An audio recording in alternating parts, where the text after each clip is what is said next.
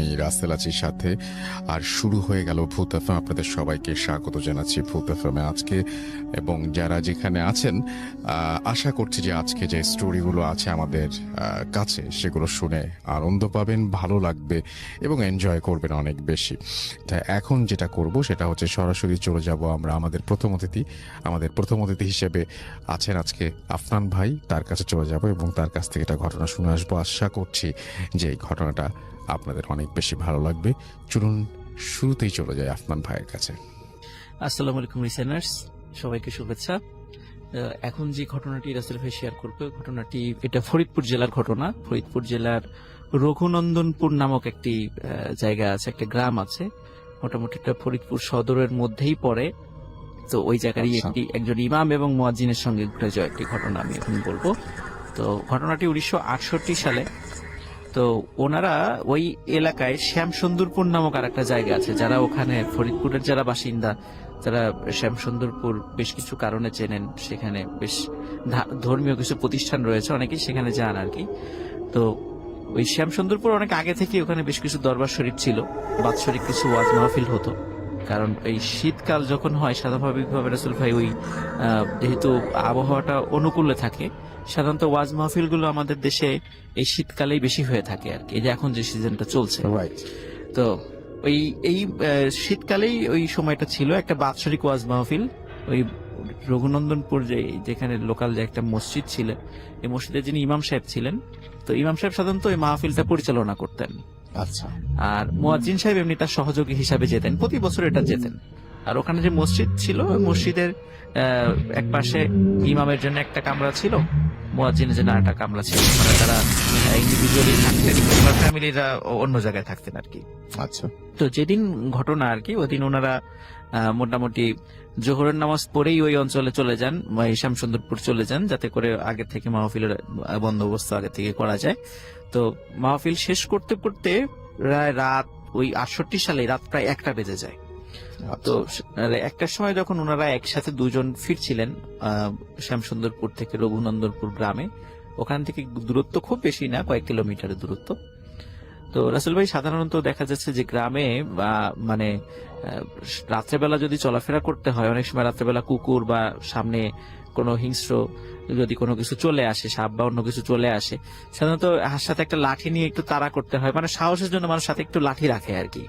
এটা এখনো আছে, এটা হয়তো আমরাও গ্রামে গেলে আমরাও সাথে একটা লাঠি টাঠির সাথে রাখি, যদি কুকুর টুকুর তাড়ানো যায় রাত্রেবেলা যদি সামনে আসে আর কি। তো ওনাদের হাতেও দুটো লাঠি ছিল, যাতে করে রাত্রেবেলা এই ধরনের কোনো অনাকাঙ্ক্ষিত পরিস্থিতি ওনারা এড়াতে পারেন।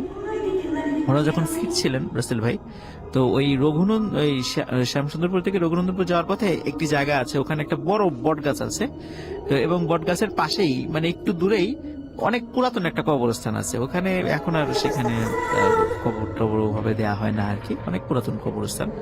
তো ওনারা যখন ওখানে আসেন, তখন মুয়াজ্জিন সাহেব বলেন যে আমি একটু অনেক দূর হেঁটেছি, একটু বট গাছের নিচে একটু বিশ্রাম করতে চাই। ইমাম সাহেব বলেন যে ঠিক আছে, যেহেতু দুইজন একসাথে আছে কোনো সমস্যা নাই। তো ওই বট গাছের নিচে ওনারা বসেন। তো হঠাৎ মানে মুয়াজ্জিন সাহেব মানে খুব চিৎকার করে ওঠেন, এই আমার গায়ের উপর যেন কি যেন পড়েছে। তখন উনি খুব চমকে ওঠেন, এবং ইমাম সাহেবের হাতে আবার একটা ছোট টর্চ লাইট ছিল। তো টর্চ লাইটটা উনি জ্বালিয়ে দেখেন যে ওই মুয়াজ্জিন সাহেবের সাপ আছে। আচ্ছা। যখন এটা দেখলেন এবং মুয়াজ্জিন সাহেবও দেখলেন, মুয়াজ্জিন সাহেব প্রথমে মনে করছেন হয়তো বট গাছের যে ওই যে শিকড়, অনেক শিকড় ঝুলে থাকে, হয়তো এখন একটা শিকড় খুলে টুলে ওনার গায়ে পড়েছে। কিন্তু যখনই দেখলেন সাপ, উনি মারাত্মক ভয় পান এবং তাড়াতাড়ি করে মানে সাপের বডিতে হাত দিয়ে এক টানে সাপটা শরীর থেকে মানে টেনে খুলে মানে মাটিতে ফেলে দেন, এবং তার হাতে যে লাঠিটা থাকে, কোনো ধরনের কোনো চিন্তা ভাবনা ছাড়াই উনি ওই লাঠি দিয়ে সাপের আঘাত করা শুরু করেন এবং সাপটাকে মেরে ফেলেন উনি। তখন ইমাম সাহেব বলেন যে আসলে রাতের বেলা এইভাবে হঠাৎ করে সাপ শরীরের উপর পড়াটাও একটা অদ্ভুত ব্যাপার, এবং সেটাকে তুমি যে মেরে ফেললে এটাও তোমার ঠিক হয়নি। এটা এইভাবে সাপ সাধারণত মানুষের গায়ের উপর পড়ে না। তখন বলে যে আসলে হুজুর আমি তো মানে মনে হয় মানে তো বুঝতে পারি নাই, মানে খুব ভয় পেয়ে গেছিলাম, তাড়াহুড়া করে মেরে ফেলছি, আসলে তো কাজটা ঠিক হয়নি। তো যাই হোক, ওনারা এই বিষয় নিয়ে আলোচনা করতে করতে বাসায় মানে মসজিদে চলে আসেন, রুমে চলে যান। তারপর রাসেল ভাই প্রথম ওই রাত এবং তার পরের রাত কোনো সমস্যা হয়নি, একদম স্বাভাবিক। হঠাৎ তৃতীয় রাত্রে ইমাম সাহেবের দরজায় এই ঠিক রাত প্রায় 1টা-1:30টার দিকে কে যেন নক করছে। তখন ইমাম সাহেব দরজা খুলেন, দেখেন এক অপরিচিত লোক দাঁড়িয়ে। তখন জিজ্ঞেস করেন যে কি ভাই, কি দরকার বলুন। বলে যে হুজুর আমার তো একটা আপনাকে ইমিডিয়েট একটা জানাজায় যেতে হবে, পাশেই পাশে একটা রাসূল ভাই পাশে একটা ঈদগাহ আছে, ওই মসজিদ থেকে যেতে 5 মিনিট কি 7 মিনিটের পথ আর কি, হেঁটে যেতে। তখন বলে যে তাই এত রাত্রে কেন, আপনারা তো একটু জানাজাটা সকালও দিতে পারতেন। বলে যে না আসলে লাশটা 2 দিনের পুরাতন হয়ে গেছে, যার কারণে আমাদেরকে আজকে রাত্রেই যেভাবেই হোক এটাকে দাফন করতেই হবে, আপনি একটু তাড়াতাড়ি চলুন। তো রাসেল ভাই উনি তখন ইমাম মুয়াজ্জিনকে আবার ডেকে ফেলেন, একা যেহেতু উনি রাত্রিবেলা ভয় পাচ্ছেন, লোকটাকে উনি আবার চেনেন না। গ্রামে অন্য সবার, কারণ গ্রাম অঞ্চলে তো রাসেল ভাই সবাই সবাইকে মোটামুটি চেনে। ওই লোকটা যেহেতু অপরিচিত ছিল, উনি আবার মুয়াজ্জিন সাহেবকে ডেকে উঠলেন। মুয়াজ্জিন এবং উনি একই সাথে সেখানে গেলেন। তো উনি বেরোনোর সময় দেখেন যে একটি গরুর গাড়ি দাঁড়ানো, বলে এই গরুর গাড়িতে ওঠেন, আমরা ওখানে যাবো। বলে 5-7 মিনিটের পথ, এই গরুর গাড়িতে উঠবো কেন? বলে না গরুর গাড়িতেই উঠেন, আমরা পাঠিয়েছি, গরুর গাড়ি পাঠিয়েছি। আর আসলে ভাই ওই সময় কিন্তু রাস্তা একদম মানে মাটির ছিল, এখন তো সম্প্রতি ওদিক দিয়ে রাস্তা পাকা হয়েছে, কিছুদিন আগেও ওইটা। আর সেই 68 সালের সময় তো বুঝতেই পারছেন কি অবস্থা ছিল ওই সময়। তো যাই হোক ওনারা গরুর গাড়িতে ওঠেন। তো ওঠার পরে ঠিক কয়েক মিনিটের মধ্যেই ওই মানে ঈদগার ওখানে চলে আসেন। দেখেন যে ওখানে বহু লোক দাঁড়ানো, এবং একজনকে ওনারা চেনেন না, মানে গ্রামের একজনকে তো অন্তত চিনবেন, ওরা কাউকে চেনেন না। এবং সামনে একটি খাটিয়া রাখা। তো ওখানে একজন বৃদ্ধ লোক চলে আসেন, তাদেরকে বৃদ্ধ লোক ইমাম সাহেবের হাতটা ধরে সামনে নিয়ে আসেন যে আপনি এখানে দাঁড়ান, আপনি জানাজা শুরু করেন। তো রাসেল ভাই জানাজা শুরু করার আগে ইমাম সাহেব বলেন যে আমি লাশটাকে একটু দেখতে চাই, কে, কারণ কে মারা গেছে আমি তো দেখে গেছি, ওর পরিচিত কেউ কিনা। তখন মুখটা সরানো হয় রাসেল ভাই, দেখেন এত সুন্দর একটা বাচ্চা ছেলের চেহারা, বাচ্চা বলতে হয়তো আমাদের 7-8 বছর বয়স এরকম, 8-10 বছর বয়স এরকম চেহারা, অত্যন্ত সুন্দর চেহারার একটা বালকের লাশ। এবং আরো অদ্ভুত ব্যাপার রাসেল ভাই, মাথা থেকে এমনি গলা পর্যন্ত মনে হচ্ছিল এটা মানুষ, কিন্তু উনি অদ্ভুত খেয়াল করছিলেন, অদ্ভুত ব্যাপার সেটা হচ্ছে গলার নিচ থেকে পা পর্যন্ত মনে হচ্ছিল এটা মানুষের কোনো পাটা এগুলা কিছু নাই, মানে এই ঠিক সাপের মতো, একটা মোটা সাপ যেরকম মানে আস্তে আস্তে নিচ দিকে লেজের মতো হয়ে গেছে ওরকম। তখন উনি বলেন যে আপনার এটা কি হয়? তখন মুরব্বী বলেন যে এটা আমার ছেলে হয়, কিন্তু ওর পা বা হাত এরকম এরকম কেন? বলে ওর ঠিকই আছে, আপনি জানাজা শুরু করেন।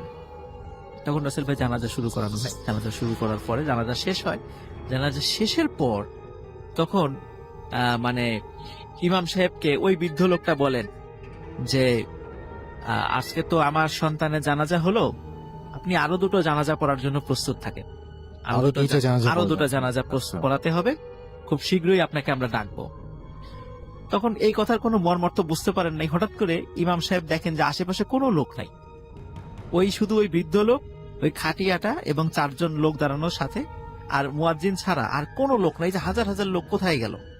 তখন মুয়াজ্জিনকে বলতেছে ইমাম সাহেব যে এই মুয়াজ্জিন সাহেব দেখেন তো আশেপাশে এত লোক ছিল, কোথায় গেল? মুয়াজ্জিন বলছে কই, আশেপাশে তো সব লোকই আছে, আমি তো সবাইকে দেখছি। তখন ইমাম সাহেব বুঝতে পারেন নিশ্চয়ই কোনো একটা অদ্ভুত ধরনের কোনো ঘটনা তাদের সাথে ঘটছে। তখন বুঝতে পারেন, তার আগ পর্যন্ত কিছুই ধরতে পারেন নাই। তো ওনারা ওখান থেকে চলে আসেন রাসেল ভাই, ওই গরুর গাড়িতে করেই আবার তাদেরকে নামিয়ে দেওয়া যাওয়া হয়।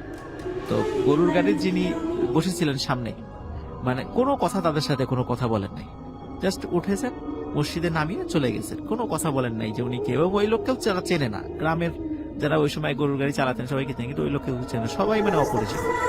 তো রাসেল ভাই এর কিছুদিন পরে, যেহেতু ওই সময় তো একটু ওয়াজ মাহফিলের সময় ছিল, আর একটা জায়গায় ইমাম এবং মুয়াজ্জিনের একটা দাওয়াত পড়ে ওয়াজ মাহফিলে। তো ওনারাও সেখানে যান। সেখানে যাওয়ার পরে ওখান থেকে ফিরতে ফিরতে ওরা 2টো বেজে যাচ্ছিল, কিন্তু রাসেল ভাই ওই গ্রাম থেকেও ফিরে আসার পথ কিন্তু ওই রঘুনন্দনপুর ওনার যেখানে ওই মসজিদটা ছিল, পথ একটাই, এবং ওই পথে আসতে গেলে ওই সেই বট গাছ, ওটা পার হয়েই আসতে হয়। তো ওই বট গাছের কাছে যখন ওনারা চলে আসেন, তখন হঠাৎ মুয়াজ্জিন সাহেব বলেন যে আমার শরীরের উপর পানি পড়ছে কোথা থেকে? ইমাম সাহেব জিজ্ঞেস করেন, ইমাম সাহেবকে বলেন পানি কোথা থেকে পানি বলেন, দাঁড়ান তো দেখি কোথা থেকে পানি পড়ে। তো ইমাম সাহেবের হাতে যে ছোট টর্চ লাইটটা ছিল, উনি আবার ওটা উপরের দিকে, গাছের উপরের দিকে রাসেল ভাই ধরেন যে কোথা থেকে। এখন দেখেন যে গাছের উপরে দুটো লোক বসে আছে। এতটুকুই উনি শুধু বলতে পেরেছেন। তারপরে উনি ইমাম সাহেব আর কিছু বলতে পারে, কারণ ইমাম সাহেব ওখানে সেন্স পড়ে যান। উনি যখন সেন্স ফিরেছে রাসেল ভাই সকালবেলা, যখন সকালবেলা ওই মসজিদের ইমামও নাই, আজানও কেউ দেয় নাই, মুয়াজ্জিনও নাই, সবাই বলে কি ব্যাপার, ঘটনা কি, মসজিদের সকাল ফজরের নামাজে আজানও হলো না, ইমাম সাহেবও নাই, কোথায় গেল? সবাই তখন মুসল্লিরাই আজান দিয়ে নামাজ পড়ে ওনাদের দুজনকে খুঁজতে বের হন। তখন আসলে দেখা যায় ইমাম সাহেব ওই বট গাছের নিচে সেন্সলেস হয়ে পড়ে আছেন, আর মুয়াজ্জিন সাহেব ওই বট গাছের অনেক উপরের একটা ডালে গলায় দড়ি দিয়ে ঝুলছেন। এই দৃশ্যটা আচ্ছা। গ্রামের লোকজন ওখানে গিয়ে দেখে। ওখানে গিয়ে দেখার পরে তখন সবাই বুঝতে পারে যে এটা কোনোভাবে একটা মানুষের পক্ষে অত উঁচুতে গিয়ে দড়িতে ঝুলে ফাঁস নেওয়া সম্ভব নয়। এটা নিশ্চয়ই কোনো প্যারানরমাল ঘটনা। যখন ইমাম সাহেবের জ্ঞান ফেরানো হয় তখন উনি খালি অতটুকুই বলেন, আমি দেখেছি দুটো লোককে ওই ডালের উপর বসে থাকতে। এরপরে কি হয়েছে আমি আর কিছু জানি না। তো রাসেল ভাই ইমাম সাহেব তো মুয়াজ্জিন সাহেব মারা গেলেন, ওনার যথারীতি দাফন কাফন সম্পন্ন হলো। এরপরে রাসেল ভাই কিছুদিন পরে একই রকম ভাবে হঠাৎ ওইখান মুয়াজ্জিন সাহেবের ফ্যামিলি ওইখানে থাকতেন না, অন্য জায়গায় থাকতেন। কিছুদিন পর হঠাৎ করে খবর আসলো, ওইখানে বলতে পাশেই আর কি, ওই মসজিদের একটু দূরে আর কি। তো হঠাৎ করে খবর আসলো যে ওই মুয়াজ্জিন সাহেবের ওয়াইফও, ওনাদের কোনো সন্তানাদি ছিল না, শুধু হাজবেন্ড ওয়াইফ ছিলেন, তো ওই ওয়াইফও গলায় মানে ফাঁস লাগিয়ে সুইসাইড করেছেন। কেন করেছেন বা কি কারণে এরকম কোনো মানে তথ্যই পাওয়া যায় না মানে কি কারণে করেছেন। এখন রাসেল ভাই যদি মনে হতো যে ঘটনাটা এইখানে শেষ হলে হয়ে যেত, যে হয়তো বা জিনেদের সাথে কোনো একটা ঘটনা ঘটেছে, যার কারণে জিনে হয়তো বা প্রতিশোধ নিতে। Right. কিন্তু রাসেল ভাই ঘটনা আসলে আর একটা জায়গায় ঘটে। সেটা হলো এই বট গাছের নিচ দিয়ে এরপরে বা ওই এলাকায় ওই প্রায় আধা কিলোমিটারের মধ্যে রাতের বেলা মানে গভীর রাত্রে যেই আসা যাওয়া করতো এই মুয়াজ্জিন সাহেবের ওয়াইফকে দেখতো। তো দেখতো যে উনি হয় বট গাছের নিচে বসে আছেন বা ওদিক দিয়ে হাঁটাহাঁটি করছেন, মানে কাউকে ভয় দেখাচ্ছেন বিভিন্ন ভাবে, মানে বিভিন্ন ইসে মানে হালতে বিভিন্ন মানুষকে ভয় দেখানো শুরু করে। তো মানুষজনের মধ্যে একটা আতঙ্ক সৃষ্টি হয়ে যায় যে এইভাবে তো চলতে পারে না, কোন একটা ব্যবস্থা। বিভিন্ন জায়গা থেকে ওঝা তান্ত্রিক নিয়ে আসা হয়, কিন্তু এর কোনো সলিউশন হচ্ছিল না। সবাই রাতের বেলায় যে এরকম বিভিন্ন ভাবে দেখতো মানে তাদেরকে। আর ওই সময় তো রাসেল ভাই মানে গ্রাম অঞ্চল তো অনেক ঝোপঝাড় ছিল, এখন তো অনেক এখন যেমন সময় আলো টালো হয়ে গেছে, ওই সময় তো এতটা ছিল না। তো মানুষের মধ্যে ওই আতঙ্কও খুব বেশি কাজ করতো। তো বিভিন্ন জায়গা থেকে ওঝা কবিরা দেশে এটা সলভ করার চেষ্টা করা হয়, কিন্তু কোনো সলভ হচ্ছিল না। এর মধ্যে রাসেল ভাই ওই গ্রামে এক পাগলের আবির্ভাব ঘটে। তো এই পাগলটা মানে এমন ছিল যে সে আবার 5 ওয়াক্ত নামাজ পড়তো, কিন্তু মানে পাগলামি করতে এমন ভাবে যে মানুষদেরকে বিভিন্ন ভাবে গালিগালাজ করতো যে তোরা নামাজ পড়িস না কেন, কেন এটা করিস না, ভালো কাজ করিস, এইভাবে মানুষ তাকে পাগল বলতো। তো এই পাগলটা একদিন ওই গ্রামের ইমাম সাহেবকে বলেন, ওই যে সেই ইমাম সাহেব, ওনাকে বলেন যে তোদের এই গ্রামে তো এই সমস্যাটা সৃষ্টি হয়েছে, এটা মানে সমাধান করতে হবে, সেটা সমাধান আমি করতে পারবো, চল আমরা রাতের বেলা একদম যেদিন আরো গ্রামবাসীদেরকে সাথে নিয়ে যেদিন পূর্ণিমার রাত, ওই দিন আমরা ওই মহিলার কবরের কাছে যাবো, যেখানে কবর দেওয়া হয়েছে, ওই যে রাসেল ভাই যে পুরাতন যে কবরস্থানটার কথা বলেছিলাম, তো ওই কবরস্থানের কাছে যাব। তো কবরস্থানের কাছে যাওয়া হয়, তখন উনি নির্দেশ দেন কবরটা খুঁড়তে। কবরটা রাসেল ভাই সবার সামনেই উপস্থিত, অনেকের সামনে সেটা খোলা হয়, যারা ওখানে উপস্থিত ছিলেন সবার সামনে ওটা খোলা হয়। খোলার পরে তো রাসেল ভাই দেখা যাচ্ছে যে মাত্র যদিও 10-15 দিন হয়ে গেছে লাশের আর কি, এর ভিতরে এই ধরনের এত সব ঘটনা ঘটেছে, কিন্তু 10-15 দিনের মধ্যে মানে লাশটা মানে বিভৎস ধারণ করেছে। এবং ওই যে ফেসটা মানে এমনিতে তো 10-15 দিনের লাশ তো কেমন হতে পারে আমরা জানি, কিন্তু তারপরেও মানে খুব মারাত্মক মানে ভয়ঙ্কর দেখা যাচ্ছিল তার চেহারাটা, ওই মহিলার চেহারাটা।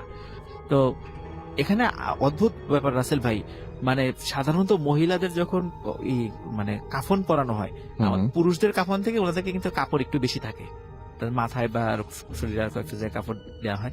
দেখা গেল ওনার কাফনে কয়েকটা কাপড় নাই। আচ্ছা, মনে হচ্ছে কেউ জন্য চুরি করে নিয়ে গেছে বা নাই বা দেয়াই হয় না এরকম। তখন ওই পাগল বলেন যে এই মহিলার কবর দেওয়ার পর, যেহেতু উনি সুইসাইড করেছিলেন, এই কবর দেওয়ার পর এনার একটা কোনো একজন তান্ত্রিক বা কবিরাজ হুম। ইনার কবর খুঁড়ে ইনার কাফনের কাপড়টা একটা নিয়ে কাপড় নিয়ে গেছেন। যান হুম। এবং ওই কাফনের কাপড় দিয়ে সাধারণত ব্ল্যাক ম্যাজিক গুলো করা হয়। হুম, হুম, হুম। এবং এটা রাসেল ভাই কিন্তু অনেকে এটা জানেন যে এই এই কাপড়গুলোর উপর যদি বান মারা হয়, মানে এটা দিয়ে যদি বান মারার কাজে লাগে, এটা কিন্তু 100% কাজে লেগেছে। এবং এই ঘটনা আমারও জানা আছে এই বিষয়গুলো। সাধারণত আচ্ছা। যারা কবিরাজেরা এই কাপড়গুলো সংগ্রহ করেন, যারা সুইসাইড করেছেন, ইনাদের কাফনের কাপড়গুলো সংগ্রহ করেন। তো যার কারণে এই ওই মহিলার কবরের সাথে এই ঘটনা ঘটে যাওয়ার কারণে এই অদ্ভুত কিছু ঘটনা মানে ওনার এলাকায় ঘটছিল। হুম। তখন উনি বলেন যে আপনারা দ্রুত আর একটা কাপড় নিয়ে আসেন, কাফনের কাপড়ই পারেন আর যেই কাপড়ই পারেন সাদা কাপড় নিয়ে আসেন। তখন রাসেল ভাই স্বাভাবিকভাবে ওনার শরীরে যেই কাপড়টা ছিল না, তো সেটা ওটা দিয়ে দেয়া হয় এবং আবার কবরটা ঢেকে দেয়া হয়। তারপর রাসেল ভাই আর কোনো ঘটনা ওই এলাকায় ঘটেনি। তবে ওই এলাকায় যে একটা মাদ্রাসা ছিল, মাদ্রাসার বড় হুজুর একদিন ইমাম সাহেবকে বলেন যে এলাকায় খুব ছোট্ট মানে 7-8 বছর একটা ছেলে পড়তো, নাম হলো ফারুক। এই ফারুককে মানে অমুক দিন থেকে আর আমরা খুঁজে পাচ্ছি না, ও যে কোথায় গেল তাও আমরা জানি না। তখন ফারুকের চেহারার বর্ণনা যখন রাসেল ভাই শোনেন ইমাম সাহেব, তখন বুঝতে পারেন আসলে এই ফারুককেই সেই মুয়াজ্জিন সাহেব ওই ভুল করে সাপ সাপ ভেবে পিটিয়ে মেরে ফেলেছিলেন। এবং ওটা ছিল আসলে জিনেদের একটা সন্তান ছিল আর কি। তো জিনেরা প্রতিশোধ হিসাবে রাসেল ভাই ওই দুইজনকে হত্যা করে। কিন্তু ওই মহিলার হত্যার পরে ওনার যে মানে কাফনের কাপড়টা নিয়ে যাওয়া হয়, এরপরে এই যে ভয়ঙ্কর ধরনের ঘটনাগুলো এলাকায় ঘটে এবং সেটা পরবর্তীতে সমাধানও হয়ে যায় রাসেল ভাই। এই ছিল আমার ফার্স্ট কথা।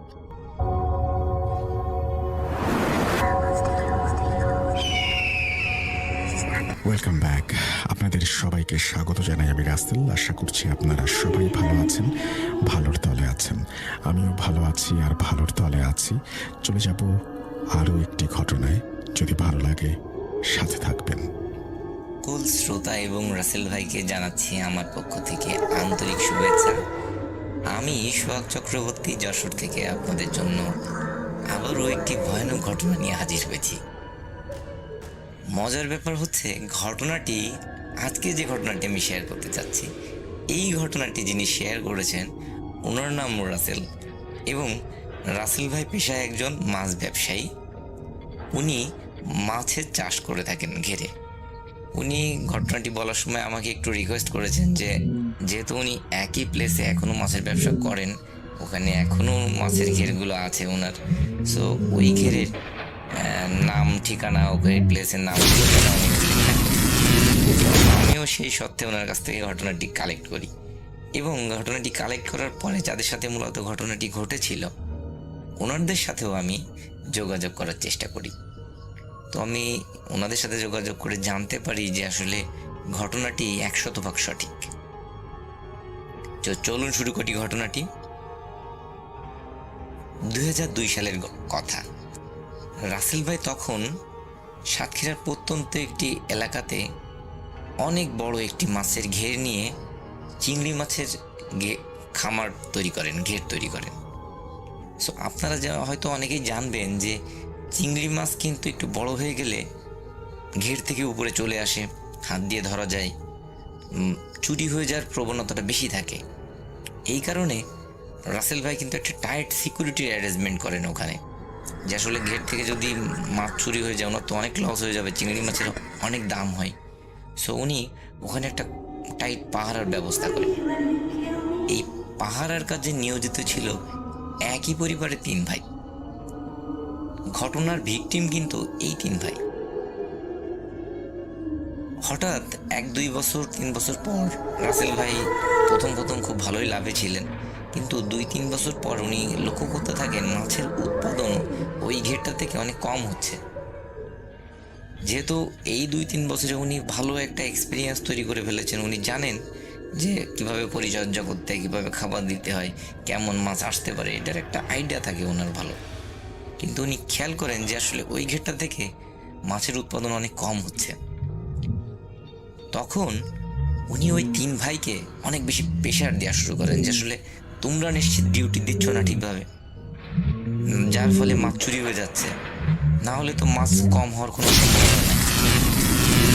রাসেলের দেয়া এই যে প্রেশারের কারণে ওই 3 ভাইও অনেক বেশি চিন্তায় থাকেন যে আসলে আমরা তো ঠিকভাবে টাইট সিকিউরিটি দিই, আমরা ঠিকভাবে ডিউটি করি, তো কিভাবে মাছ কীভাবে চুরি হচ্ছে। ওনারা আরও বেশি অ্যাক্টিভ হয়ে যান এবং ভালোভাবে ওনারা ডিউটি দেওয়া শুরু করেন। কোনো ভাই পুরা ঘেরের এক সাইড দিয়ে রাউন্ড দিতে থাকে, অন্য ভাই অন্য সাইড দিয়ে রাউন্ড দেয়। একজন ওনাদের বসার জন্য একটা টং ঘরের মতো বানানো ছিল, সেখানে বসে লাইট মেরে চেক করতে থাকেন। এইভাবে ওনারা খুব ভালো একটা সিকিউরিটি দিতে থাকেন। হঠাৎ একদিন বড় ভাই খেয়াল করেন যে ভোরবেলার দিকে একটা বিশেষ জায়গায়, একটা ঘেরের একটা কোণে অনেক পানি ঘোলা হয়ে আছে। যেহেতু ওনারা মেলা দিন ধরে ঘেরে ডিউটি দিচ্ছেন, ওনারা জানেন যে যদি পানিতে কেউ নামে বা জাল ফেলা হয় তখনই কিন্তু পানি ঘোলা হয়ে যায়। ওনারা যেহেতু রাত্রে নামেন না, কেউই কাউকেই নামতে দেন না, সেহেতু পানি ঘোলা হয়ে যাওয়ার সম্ভাবনা থাকে না। ওই বড় ভাই কিন্তু তখন বুঝতে পারেন যে নিশ্চিত কেউ না কেউ পানিতে নামছে এবং এই মাছ চুরি করছে। এই ঘটনাটি তিন ভাই খুব ভালোভাবে আলোচনা করে এবং বলে যে ওনারা দেখবেন যে কে নামছে। ওনারা একটু আরও সতর্কতার সাথে পাহারা দিতে শুরু করেন। 2 দিন 3 দিন যায়। হঠাৎ একদিন ওনারা খেয়াল করেন, মানে ওনাদের যে ছোট ভাই, উনি রাউন্ড দিয়ে আসার সময় খেয়াল করেন যে পানিতে বেশ পাড় থেকে কিছুটা দূরে কোনো একটা ব্যক্তি মনে হচ্ছে হাত দিয়ে কোনো কিছু ধরার চেষ্টা করছে।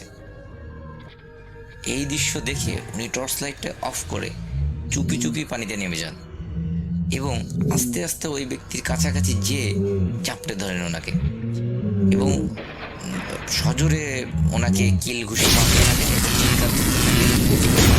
এই ওনার যে চিৎকার শুনে বাকি যে 2 ভাই উপরে ছিল ওনারাও ছুটে চলে যান ওই প্লেসে এবং বড় ভাই লাইট মেরে দেখে যে ছোট ভাই এভাবে কাউকে যেন মারছে এবং এই মারা দৃশ্য দেখে ওই মেজো ভাইও পানিতে লাফ দিয়ে পড়ে এবং সেও যে একেবারে অন্ধের মতো ওই ব্যক্তিকে মারতে শুরু করে। বড় ভাই কিন্তু উপর থেকে বলছিল যে তোরা ওই ব্যক্তিকে মারিস না, ওই ব্যক্তিকে ধরে তুলে নিয়ে আয়, ওকে ভালো করে বেঁধে রাখ, যাতে মালিকের সামনে আমরা ওকে দেখাতে পারি যে এই আসলে মূল চোর, এই মাছ চুরি করে নিয়ে যাচ্ছে, আমরা এই চোরকে ধরতে সক্ষম হয়েছি। কিন্তু 2 ভাই অন্ধের মতো ওনাকে মারছিল। মারতে মারতে মেজো ভাই একটু কষ্ট হয়ে যায়, সে পাড়ে চলে আসে এবং যেই মেজো ভাই পাড়ে চলে আসে ওনারা লক্ষ্য করেন যে পানিতে যদি কোনো কিছুকে বেঁধে হঠাৎ টান দিয়ে পানির নিচে নিয়ে চলে যাওয়া যায়, যে কোনো কিছুকে যেভাবে খুব ফোর্সে পানির ভিতরে চলে যাবে, ওইভাবে ওই ছোট ভাইকে ওই ব্যক্তি টান দিয়ে পানির নিচে নিয়ে চলে যায়।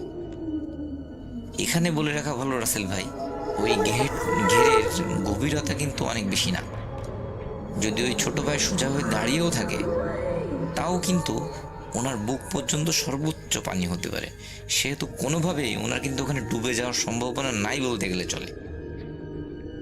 এবং ওই ছোট ভাই ডুবে যাওয়ার পরে ওনারাও খেয়াল করেন যে পানির নিচ থেকে, আপনারা হয়তো দেখে থাকবেন যে গ্যাস যদি পানির নিচ থেকে উঠতে থাকে, যেভাবে বুদবুদ হতে থাকে, একটা বড় এরিয়া নিয়ে ওই রকম বুদবুদ উঠতে থাকে। এই দৃশ্য দেখে বড় ভাই এবং ছোট ভাই 2 জন, মানে মেজো ভাই 2 জনই লাফ দিয়ে পড়েন ওখানে। কিন্তু আশ্চর্যজনক ব্যাপার, ওনারা কোনোভাবেই ছোট ভাইকে ওখানে খুঁজে পান না। এরপরে ওনা পানি থেকে উঠে এসে পুরো ঘেরের এরিয়াটি লাইট নিয়ে ছোট ভাইকে খুঁজতে থাকেন এবং চিৎকার দিলে আশপাশের যে ঘেরের লোকজন যারা ডিউটিতে থাকেন ওনারাও এসে ওনাদের সাথে খুঁজতে থাকেন। কিন্তু আশ্চর্যজনকভাবে সেই ভোরবেলার আগ পর্যন্ত ওনারা ওই ছোট ভাইকে পান না খুঁজে। এক পর্যায়ে ভোরের যখন আলো ফুটবে ওই সময় ওনারা খেয়াল করেন ঠিক সেম ওই প্লেসে, ওই একই জায়গায় পানির নিচ থেকে আবারও এরকম বুদবুদ উঠতে শুরু করেছে এবং কেউ যেন ওনার ছোট ভাইকে একদম একটা ধাক্কা দিয়ে পানির উপরে ভাসিয়ে দিয়েছে। ওনারা লাফ দিয়ে পড়ে পানি থেকে ছোট ভাইকে উপরে তোলেন এবং ততক্ষণে ওনারা দেখেন যে আসলে অনেক দেরি হয়ে গেছে, ভাই আর বেঁচে নেই। ওনারা হতভম্ব হয়ে যান যে আসলে কি হলো, এটা তো কোনোভাবে হওয়ার কথা না। এরপরে ওনার মা বাবা ওখানে চলে এসে কান্নাকাটি করতে থাকেন। সবাই খুবই অবাক হয়ে যায় যে কি হয়েছে ব্যাপারটি। কি আর করা, ছোট ভাইকে দাফন কাফন করানো হয় ভালোভাবে। এরপর থেকে ওনাদের সাথে বেশ কিছুদিন আর কোনো ঘটনা ঘটে না। ওনার যে মেজ ভাই, এরপরে একদিন উনি বাজার করে বাড়ি ফিরছিলেন 7:30-8টার সময়, সন্ধ্যা মানে রাত 7:30-8টা। সো ওনাদের বাড়ি আসতে কিছুটা আগে একটা বড় নারকেল গাছ এবং তারপরে একটা বড় গাব গাছ আছে। গাবের ফল আমরা জানি যে গাব যখন পেকে যায়, লাল লাল হয়ে যায়, তখন যদি কারোর গায়ে বা কোনো কিছুতে ছুঁড়ে মারা হয় তখন সেটা ফেটে যাবে, নরম টাইপের হয়ে যায়। তো ওই মেজো ভাই যখন বাজার করে নিয়ে ওই গাছের নিচ দিয়ে আসছিল, তখন উনি খেয়াল করেন যে ওনার সামনে, ওনার পিছে, এমনকি ওনার মাথায় গায়ে গাব ছুঁড়ে মারছে। এই দৃশ্য দেখে উনি কিন্তু ব্যাপক আকারে রেগে যান যে আসলে কোনো শয়তান লোকজন এরকম কার্যক্রম করছে। উনি মারাত্মক ক্ষেপে যান। ওনার কাছে বড় একটি 5 ব্যাটারির লাইট থাকে। ওই লাইটটি উনি গাব গাছে মেরে ভালো করে চেক করেন যে আসলে এই কাজটি কে করছে। ওনার যেহেতু মাথাটাতে ব্যথা লেগেছে, উনি অনেক বেশি রেগে গেছে। আশ্চর্যজনক ব্যাপার, উনি যখন গাছে লাইট মেরে দেখে ওখানে কেউই নাই। কিন্তু তখনও কিন্তু অদৃশ্য থেকে মনে হচ্ছে কেউ গাব ওনার দিকে ছুঁড়ে মারছে। এই দৃশ্য দেখে উনি মারাত্মক আকারে ভয় পান এবং এক ছুটে উনি বাড়িতে চলে আসেন। বাড়িতে আসার পরে উনি কিন্তু ওনার বড় ভাইয়ের সাথে বা ওনার বাবা মার সাথে এই কথাগুলো উনি শেয়ার করেন না। এরপরে উনি যথারীতি খাওয়া দাওয়া করেন এবং ঘুমিয়ে পড়েন। রাত্রে 1টা-1:30টার দিকে, যেহেতু ওনাদের গ্রামের বাড়ি, ওনাদের বাড়ি থেকে টয়লেট একটু দূরে হয়, কাঁচা টয়লেট, পাতালতা দিয়ে ঘেরা।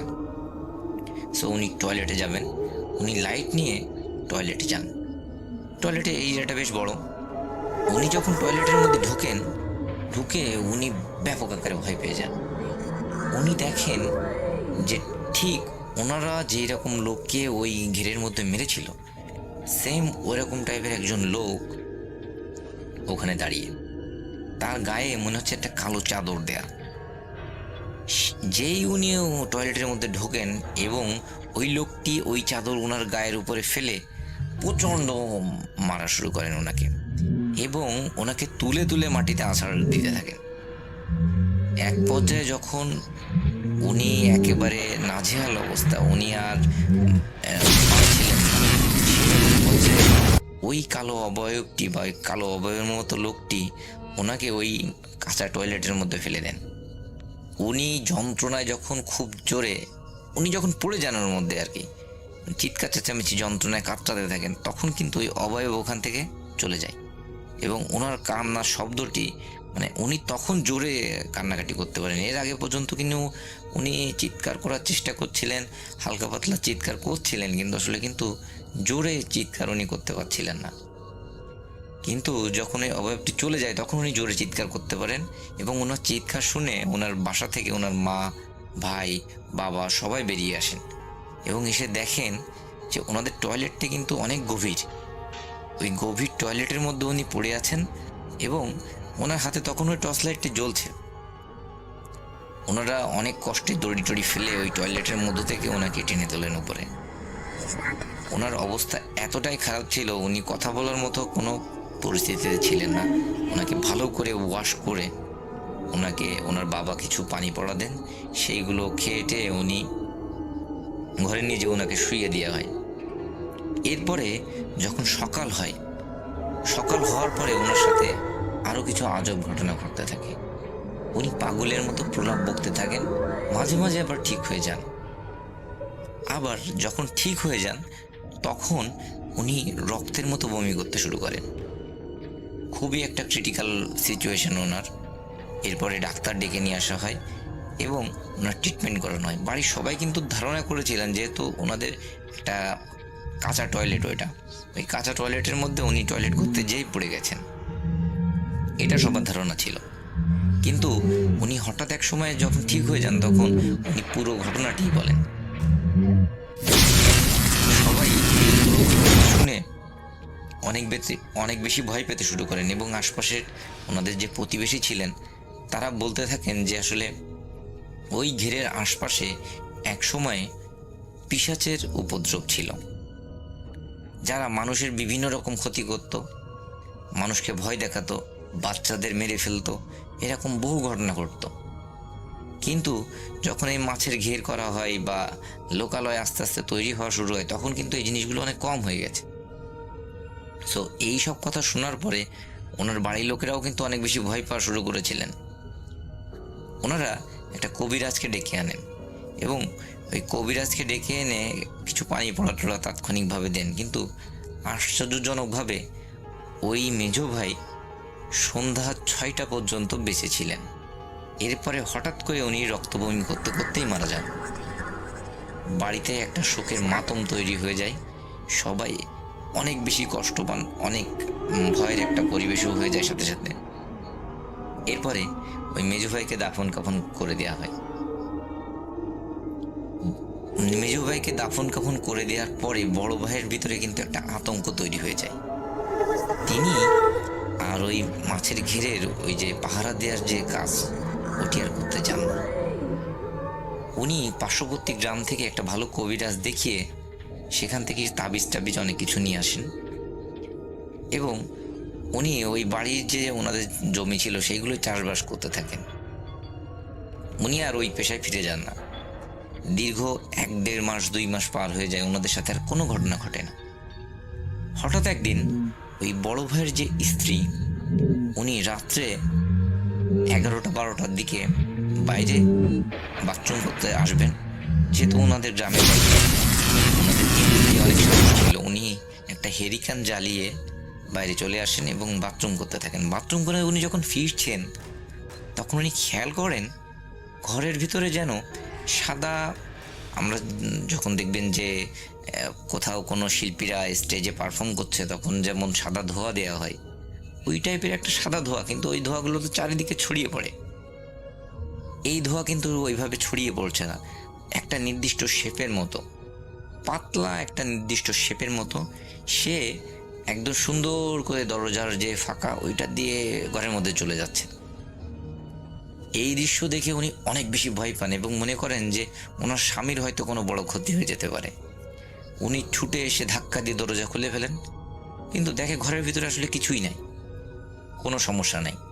উনি হেরিকেনটা বেডের পাশে নিয়ে যে দেখেন যে ওনার স্বামী শুয়ে আছে, ঘরের মধ্যে কিছুই নাই, কোনো রকম খারাপ কোনো পরিবেশ না। উনি বেডের পাশে হেরিকেনটি জ্বালিয়ে রেখে উনি শুয়ে পড়েন পাশে। উনি কত সময় ঘুমিয়েছেন ঠিক জানেন না। হঠাৎ ওনার ঘুম ভেঙে যায় যে ঘরের বাইরে মনে হচ্ছে খুব ধাপাধাপি শব্দ হচ্ছে, মনে হচ্ছে কোনো ব্যক্তি প্রচুর প্রহর করছে, ধরে ধরে তুলে তুলে আছাড় মারছে। যেহেতু ওনাদের মাটির বাড়ি, ওনারা ওই ভাইব্রেশনটা ফিল করতে পারছিলেন বেডের উপর থেকে। ওনার মনে যেহেতু একটা আতঙ্ক কাজ করছিল, উনি আর কোনো কিছু খেয়াল না করেই দরজা খুলে বাইরে চলে যান এবং বাইরে চলে যেয়ে একটা দৃশ্য দেখে উনি আতঙ্কে চিৎকার দিয়ে উঠে সেন্সলেস হয়ে যান। ওনার চিৎকার শুনে ওনার মা বাবা, যারা আর কি বড় ভাইয়ের মা বাবা ছিল, তারাও চলে আসে। তারাও ওই অদ্ভুত দৃশ্যটি এসে সবার সামনে দেখতে পান। যার কোনো হাত নাই, পা নাই, চোখ নাই, মুখ নাই, কিচ্ছু নাই, সে ওই বড় ভাইকে তুলছে, আছাড় মারছে এবং হাত ধরে এক মাথা থেকে উঠানের অন্য মাথা টেনে নিয়ে যাচ্ছে, আবার অন্য মাথায় চেলে ফেলে দেওয়ার মতো দিচ্ছে। এই দৃশ্য দেখে ওনারা আরও জোরে চিৎকার করেন এবং ওনাদের চিৎকার শুনে ওনাদের প্রতিবেশীর 2-1 বাড়ি থেকে লোকজন হারিকেন নিয়ে চলে আসে ওদের বাড়িতে। যেই ওই সবাই চলে আসে আলো নিয়ে, তখন ওই অভয় আর ওখানে থাকে না, তখন সে চলে যায় ওখান থেকে। এরপরে ওই বড় ভাইকে ওখান থেকে উদ্ধার করা হয়, ওনাকে ঘরে নিয়ে এসে ভালো করে পরিষ্কার পরিচ্ছন্ন করে আবার বেডে শুইয়ে দেওয়া হয়। কিন্তু ওনার মুখ ডান দিকে বাঁকা হয়ে যায় এবং উনি ডান হাতে আর কোনো সেন্স থাকে না, উনি প্যারালাইজডের মতো হয়ে যান ডান হাত। এরপরে ওনারা আবার কবিরাজকে ডেকে নিয়ে আসেন এবং এক ডাক্তারকে নিয়ে আসেন। বড় ভাইয়ের ট্রিটমেন্ট চলে, কবিরাজও ট্রিটমেন্ট করতে থাকেন, কিন্তু ওনার প্রোগ্রেসটা খুব স্লোভাবে হয়। কবিরাজ অনেক কিছু শুনে, সকলের কথাবার্তা শুনে ওনাদের বাড়ি পরপর 3 দিন আসেন এবং ওই কবিরাজ সাথে করে একজন মৌলানাকে নিয়ে আসেন, যিনি তৃতীয় দিন এসে ওনাদের বাড়ির চারিপাশে বোতলের মধ্যে কিছু একটা লিখে ভরে বাড়ির চারিপাশে পুঁতে দিয়ে যান। এরপর থেকে ওনাদের দ্বৈত ট্রিটমেন্টে উনি আস্তে আস্তে সুস্থ হতে থাকেন। কিন্তু সুস্থ হলেও উনি কিন্তু ওই এক পাশে খুঁড়িয়ে হাঁটেন, একটা হাত প্যারালাইজ থাকে এবং মুখ এক সাইডে বাঁকা হয়ে থাকে। উনি যখন একটু সুস্থ হয়ে যান তখন সবাইকে ওই রাতের ঘটনাটি বর্ণনা করেন। উনি বলেন যে উনি হঠাৎ ঘরের মধ্যে ঘুমিয়েছিলেন, কোনো প্রবলেম না, হঠাৎ উনি খেয়াল করেন তাপমাত্রা অনেক ঠান্ডা হয়ে যাচ্ছে, মনে হচ্ছে একটা শীতল বাতাস এসে ওনার গায়ের উপর দিয়ে চলে যাচ্ছে। এক পর্যায়ে এত বেশি ঠান্ডা লাগতে শুরু করে উনি কাঁথা খোঁজার জন্য উঠে বসেন। উঠে বসে উনি খেয়াল করেন যে ওনার সামনে বড় একটা শেপের কোনো মানুষের মতো কিছু একটা দাঁড়িয়ে আছে, যেটি সাদা, সেটি কিন্তু কালো না, সাদা। এবং সে এক টান দিয়ে হঠাৎ ওই বড় ভাইকে রুমের বাইরে নিয়ে যায় এবং বাইরে নিয়ে গিয়ে ওনাকে প্রচণ্ড প্রহার করা শুরু করেন, ওনাকে ধরে মাটিতে আছাড় মারেন। উনি যখন আর পেরে উঠছিলেন না, ওনার গায়ে যখন আর বল ছিল না প্রতিহত করেন, তখন উনি শুনতে পান যে তোরা আমার ভাইকে মেরেছিস, আমার ভাইকে আহত করেছিস, তোদের কাউকে আমরা আর বাঁচিয়ে রাখবো না। এইটুকু উনি সর্বোচ্চ শুনতে পান। এরপরে উনি সেন্সলেস হয়ে যান। এই কথা শোনার পরে কবিরাজরা ওনাকে অনেক তাবিজ দেন, ওনাকে অনেক পানি পড়া দেন, বাড়িগুলো বন্ধ করে দেন এবং ওনার সাথে একটা লাল কাপড়ের মধ্যে কিছু জিনিস লিখে ওনাকে বলেন যে ওনার মাজায় হোক বা গলায় হোক বা যে কোনো জায়গায় এই জিনিসটা লাল কাপড়ে এইভাবেই রাখার জন্য। যতদিন উনি এটা ঠিকভাবে রাখতে পারবেন আশা করা যায় ওনার কোনো সমস্যা হবে না। ওই বড় ভাই রাসেল ভাই এখনো বেঁচে আছে। ওর পর থেকে ছোটোখাটো সমস্যা হলেও বড় তেমন কোনো সমস্যা হয়নি, কিন্তু উনি অতটা সুস্থভাবে আর চলাফেরা করতে পারেন না। উনি উপার্জনক্ষম অবস্থায়ও আর তেমন একটা নাই।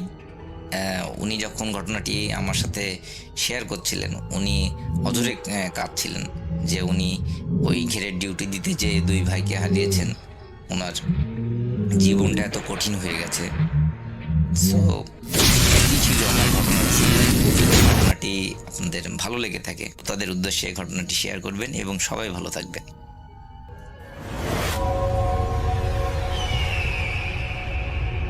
আফনান ভাই সেকেন্ড ঘটনার জন্য অনেকে অপেক্ষা করছেন। এখন যে ঘটনাটি প্লে করব সেটি হচ্ছে আফনান ভাইয়ের সাথে, মানে আফনান ভাইয়ের শেয়ার করা একটি ঘটনা। আশা করছি যে এই ঘটনাটি আপনাদের ভালো লাগবে। তো আমি প্লে করব সেই ঘটনাটি এবং আশা করছি যে এই ঘটনাটিও আপনাদের ভালো লাগবে। চলুন শুনে আসি। এখন যে ঘটনাটি আপনাদের সাথে শেয়ার করব, এই ঘটনাটি আমাদেরকে যিনি পাঠিয়েছেন তার নাম সাবির। ওনার বাড়ি ভারতের পশ্চিমবঙ্গ রাজ্যের উত্তর 24 পরগনা জেলার রায়পুর গ্রামে। তো মূলত ঘটনাটি যে গ্রামের, উনি গ্রামের নামটি প্রকাশ করতে নিষেধ করেছেন। ঘটনাটি ওনার দাদার মুখ থেকে শুনেছিলেন। অনেক আগের একটি ঘটনা, আনুমানিক 1940-45 সাল এরকম হবে আর কি। তখন দাদার বয়স ছিল 16-17 বছর। তো ওই সময়ে ওই গ্রামে একটা পুকুর ছিল, অনেক লোকজনই সেই পুকুরে গোসল করতে আসতো, বিশেষ করে মহিলারা বেশি আসতো আর কি। দুপুরের দিকে মহিলাদের আনাগোনা বেশি হতো। একদিন দুপুরবেলা পুকুর পাড়ে একজন মহিলা গিয়েছেন কাপড় কাচতে। তখন সময়টা ছিল শীতকাল। তো দুপুরের দিকে সেই বাড়ির পুকুরের দিকে বা যেই বাড়ির আর কি পুকুর আর কি, সেই বাড়ির ওই পুকুরের দিকে খুব একটা লোকজন যেত না। হঠাৎ করেই লোকজন চিৎকার শুনতে পায়, দূরে যাদের বাড়িঘর আছে আর কি, তারা একটা চিৎকার শুনতে পায়।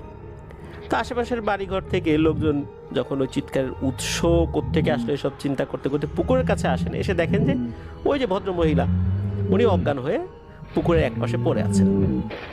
সবাই তো তাকে ধরে বাড়িতে নিয়ে আসে। কিছুক্ষণ বাদে তার হুঁশ ফিরলে সে জানায় যে পুকুরের অপর পাশে একজন বৃদ্ধা মহিলাকে সে দেখেছে। ওই বৃদ্ধা মহিলা তাকে ডাকাডাকি করছে, আর তার চেহারাটা নাকি ছিল খুব ভয়ঙ্কর।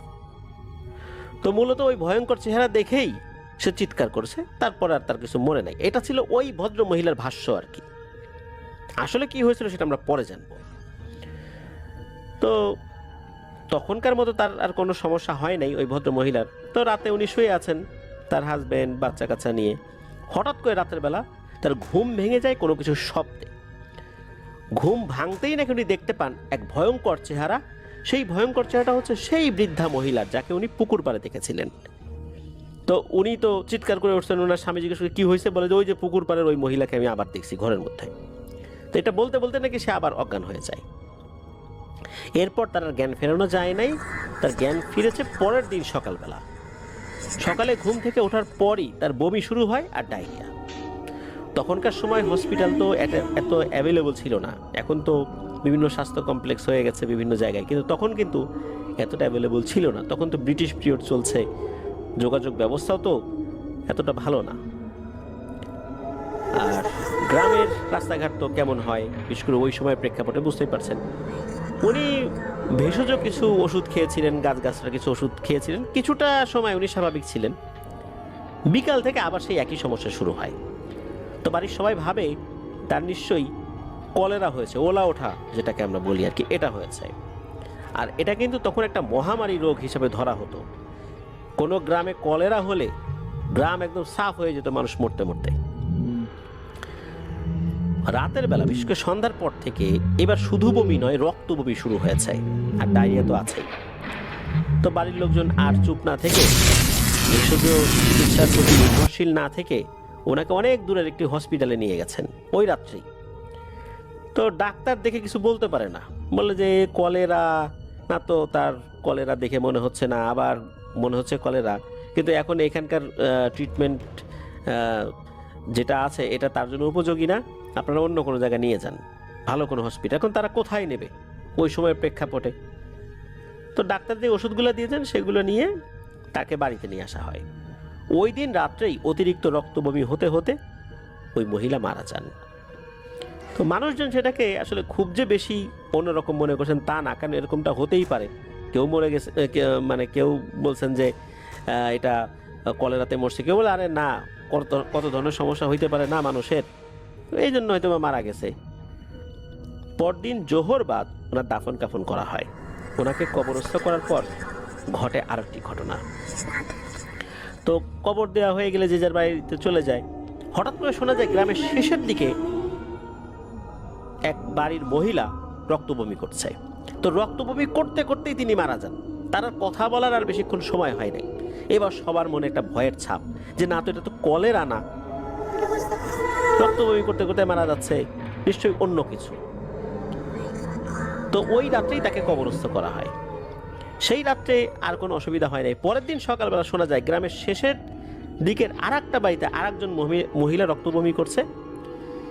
এবার লোকজন বিষয়টা স্বাভাবিক মনে না করে সবাই সিদ্ধান্ত নেন যে গ্রামের একজন মাওলানা রয়েছে, তার নাম হচ্ছে আব্দুল হাই মাওলানা, তার কাছে যাবেন। উনি অনেক পরহেজগার মানুষ ছিলেন, ওনাকে সবাই খুব সম্মান এবং শ্রদ্ধা করতেন। সবচেয়ে বড় কথা হচ্ছে উনি সপ্তাহের 5 দিন বাড়িতে থাকতেন না। এর কারণ হিসাবে শোনা যায় যে উনি নাকি এই 5 দিন জিনদের দেশে থাকতেন, তাদেরকে কোরআন শেখাতেন। আর উনি এটা কোথায় কিভাবে যেতেন এটা কেউ আসলে ওইভাবে কেউ জানতেন না, যে কিভাবে উনি যেতেন, কে নিয়ে যেত। উনি এতটুকুই বলেছেন যে উনি জিনদের দেশে যান, এটা করেন আর কি। উনি কবিরাজি বিদ্যায় বেশ পারদর্শী ছিলেন। অনেক বাড়িতেই উনি গিয়েছিলেন ট্রিটমেন্ট করার জন্য। তো দুর্ভাগ্যবশত ওই সময় উনি বাড়িতে ছিলেন না। তো ওনার বাড়িতে গিয়ে জানতে পারা যায় যে উনি আরও 2 দিন পরে ফিরবেন। তো যাই হোক, গ্রামের লোকজন সবাই চলে আসে, ভাবতে থাকে যে এইভাবে চলতে থাকলে তো গ্রামের মানুষ মরে সাফ হয়ে যাবে, কিন্তু কিছুই করার ছিল না। তারপরে ঘটে আরও মৃত্যু। গ্রামের শেষ দিকে শুরু করে আস্তে আস্তে গ্রামের মাঝ বরাবর কিন্তু চলে এসেছে। একে একে এই বাড়িগুলো পার হতে হতে গ্রামের মাঝ বরাবর চলে এসেছে। প্রত্যেক বাড়ি থেকে মানুষ মারা যাচ্ছে, আর সবাই মারা যাচ্ছিল রক্তবমি করে। একটা দাফন করে মানুষ বাড়িতে ফেরত আসে, শুনে আর একটা বাড়িতে লোক মারা গেছে। এইভাবে এই 2 দিনেই 40 থেকে 60 জন লোক নাকি মারা গিয়েছিল। 2 দিন পর হুজুর যখন সকালে গ্রামে ফিরেছেন, উনি বাড়িতে মানে ঢুকেই তো শুনছে তার পরিবারের কাছ থেকে এরকম সমস্যা হয়েছে, গ্রামে এই সমস্যা চলছে, তার বাড়ির লোকজন আতঙ্কে আছে। তখন উনি দ্রুত গ্রামের মানুষদের সাথে কথা বলেন। ওনাদের মুখে সব কিছু শুনে হুজুর বলেন, ঠিক আছে, বিকালবেলা আমি দেখি আরও কিছু জানার চেষ্টা করি, তারপর তোমাদের সাথে কথা বলবো। তো ওই বিকেল হতে হতে আরও 3 জন মারা গিয়েছিল। হুজুর ওই 3 জনের জানাজায়ও সামিল হন। জানাজা শেষ করে উনি সন্ধ্যার দিকে সবাইকে ডাকেন। ডাকার পর সবাইকে বলেন যে এখন আমার সাথে কবরস্থানে চলেন। সবাই ওনার কথা মতো কবরস্থানে যায়। এরপর হুজুর বলেন যে আচ্ছা বলেন তো, সর্বপ্রথম কে রক্ত বমি করে মারা গিয়েছিল? সবাই সেই মহিলার কবর দেখে বলেন যে হুজুর এই যে সেই মহিলার কবর। তখন হুজুর সেই মহিলার কবরের পাশে গিয়ে দাঁড়ালেন। দাঁড়িয়ে উনি কোনো একটা কিছুর আওয়াজ শুনতে পান, কিন্তু অন্যরা কিন্তু সেই আওয়াজ শুনতে পাচ্ছিল না। উনি বলেন যে আমি এর ভেতর থেকে কোনো একটা কিছুর আওয়াজ শুনতে পাচ্ছি, আপনারা সেটা শুনতে পারবেন না। এরপর হুজুর সবাইকে উদ্দেশ্য করে বলেন, এই কবরটা আপনারা খোঁড়া শুরু করেন, একটা পর্যায়ে এসে আমি খুঁড়বো, আপনারা প্রাথমিক কাজটা শেষ করেন। তো কবর খোঁড়ার জন্য ওই সময়ে আসলে কারো বাড়ি থেকে কিছু আনতে হয় নাই। একে একে আসলে মানে যেভাবে মানুষ মারা যাচ্ছিল, কোদাল শাপল ওই কবরস্থানেই ছিল। তো সেগুলো নিয়েই ওই মহিলার কবরটা উপর থেকে খোঁড়া শুরু হয়। কিছুক্ষণ বাদে হুজুর বলেন, থামেন আপনারা, এবার দূরে সরে যান, এবার আমি কবর খুঁড়ব। এরপর হুজুর কবর খোঁড়া শুরু করেন। খুঁড়তে খুঁড়তে উনি কোদাল ফেলে দিয়ে কিছু মানুষকে ডাকেন। তারা কাছে গিয়ে দেখতে পায় ভয়ঙ্কর এক জিনিস। ওই যে মহিলা কবরের ভেতরে এক কোণায় বসে আছে। মনে হচ্ছে যে শীতকালে মানুষ জুবুথুবু হয়ে বসে থাকে না, ওইভাবে বসে আছে। তখন হুজুর এটাও দেখেন, ওই মহিলা ওই যে কাফনের কাপড় সে এক পাশ থেকে মানে চিবিয়ে চিবিয়ে তার গলার মধ্যে ঢুকিয়েছে। এরপর হুজুর তাড়াতাড়ি করে সেই মহিলার উপর কোরআনের কিছু আয়াত তেলাওয়াত করে ফু দিতেই সেই মহিলা চিৎকার করে ওঠে। কিন্তু সেই কণ্ঠটা সেই মহিলার ছিল না, কারণ ওই মহিলার আত্মীয় স্বজনরা তো সেখানে ছিল। এই কণ্ঠটা অস্বাভাবিক কণ্ঠ। ওই মহিলা কোনোভাবেই স্বাভাবিক হচ্ছে না, মানে সে তো মারা গিয়েছে, সে শুয়ে পড়বে না, এরকম না। হুজুর সেই মহিলাকে বলছে, এই তুই কাফনের কাপড় চাবানো বন্ধ কর। ওই মহিলাটা বলছে, আমাকে তোরা এখানে রেখে চলে যা, আমার কাজ শেষ হলে আমিও চলে যাব, তোরা তোদের কাজ কর, আমি আমার কাজ করি। তখন হুজুর বলেন যে তা তো হবে না, তুই তো তোর কাজ করতে পারবি না, তুই যে কাজ করা শুরু করছিস এই ধরনের কাজ পৃথিবীর বিভিন্ন জায়গাতেই হয়, আর এগুলো কিভাবে বন্ধ করা লাগে সেটা আমি জানি। তোর মতো বহু পিশাচ এই কাজ করছে, এরকম ঘটনা বহু বছর ধরেই ঘটতেছে। তুই যখন পুরোপুরিভাবে এই কাফনের কাপড় তোর গলার মধ্যে ঢুকাই নিবি, তখন বহু লোক মারা যাবে এই গ্রামের। এই তো, এটা যে পুরনো এক জাদু রে, এটা আমি খুব ভালো করেই জানি। আর এখন কি করতে হবে তুই দেখ যে আমি কি করি তোর সাথে। এই বলে ওই হুজুর ওই মহিলাকে ধাক্কা দিয়ে মাটির উপর ফেলে দেয়, মানে কবরের ভিতরেই। এরপর বুকের উপরে পা দিয়ে কাফনের কাপড়টা তার গলার ভিতরে যতটুকু ঢুকেছিল আর কি, খুব বেশিটা ঢোকে নাই, অল্প ঢুকেছিল, সেটা টান দিয়ে বের করে ফেলেন। আর টান দিয়ে বের করার সাথে সাথে ওই মহিলা একদম নিস্তেজ হয়ে যায়। মনে হলো কবরের ভিতর থেকে দমকা একটা বাতাস হঠাৎ করে বের হয়ে চলে গেল। এই দমকা বাতাস ওই কবরের আশেপাশে যারা ছিল তাদের গায়েব লাগলো। বোঝাই যাচ্ছে এই কবরের ভিতর ভয়ঙ্কর একটা পিশাচ ছিল যে এই কাজটা করেছে। তো হুজুর সাথে সাথে বলেন যে এই লাশটা এখনই উঠান, এনাকে আবার গোসল দিতে হবে, নতুন কাফনের কাপড় পরাতে হবে, আর ভয় পাবেন না, সমস্যার সমাধান হবে ইনশাল্লাহ। আর আমার কথোপকথনে নিশ্চয়ই বুঝতে পারছেন যে এটা স্বাভাবিক কোনো ওলা ওঠা না, এটা জাদুর কারণে হয়েছে। আর এটা অনেক প্রাচীন একটা পদ্ধতি যেটা জিনেরা এই কাজটা করে থাকে, পৃথিবীর বিভিন্ন জায়গাতেই এই ঘটনা ঘটে। তো এটার চিকিৎসাও আছে, চিন্তা করবেন না। লোকজন দ্রুত কাফনের কাপড় জোগাড় করে ফেলে, কারণ যেভাবে মানুষ মারা যাচ্ছিল অনেকেই বাড়িতে কাফনের কাপড় এনে রেখে দিছিল যে এই বাড়িতে না জানি কে মারা যায়। মানে এমন একটা অবস্থা হয়েছিল আর কি। তো দ্রুত কাফনের কাপড় আনা হয়, তাকে গোসল দেওয়া হয়, গোসল দেওয়ার পর ওই পুরনো কাফনের কাপড়টা আলাদা রাখা হয়। হুজুর এটাকে আর ওই কবরের ভিতরে দিতে দেন নাই, নতুন আর একটা কবর খোঁড়া হয়েছিল, ওই কবরটাকে ঢেকে দেওয়া হয়েছিল। এরপর ওই মহিলাকে আবার দাফন কাফন করা হয়। এরপর ওই কাফনের কাপড়টা নিয়ে হুজুর উপস্থিত লোকজনকে নিয়ে তার বাড়িতে চলে আসেন।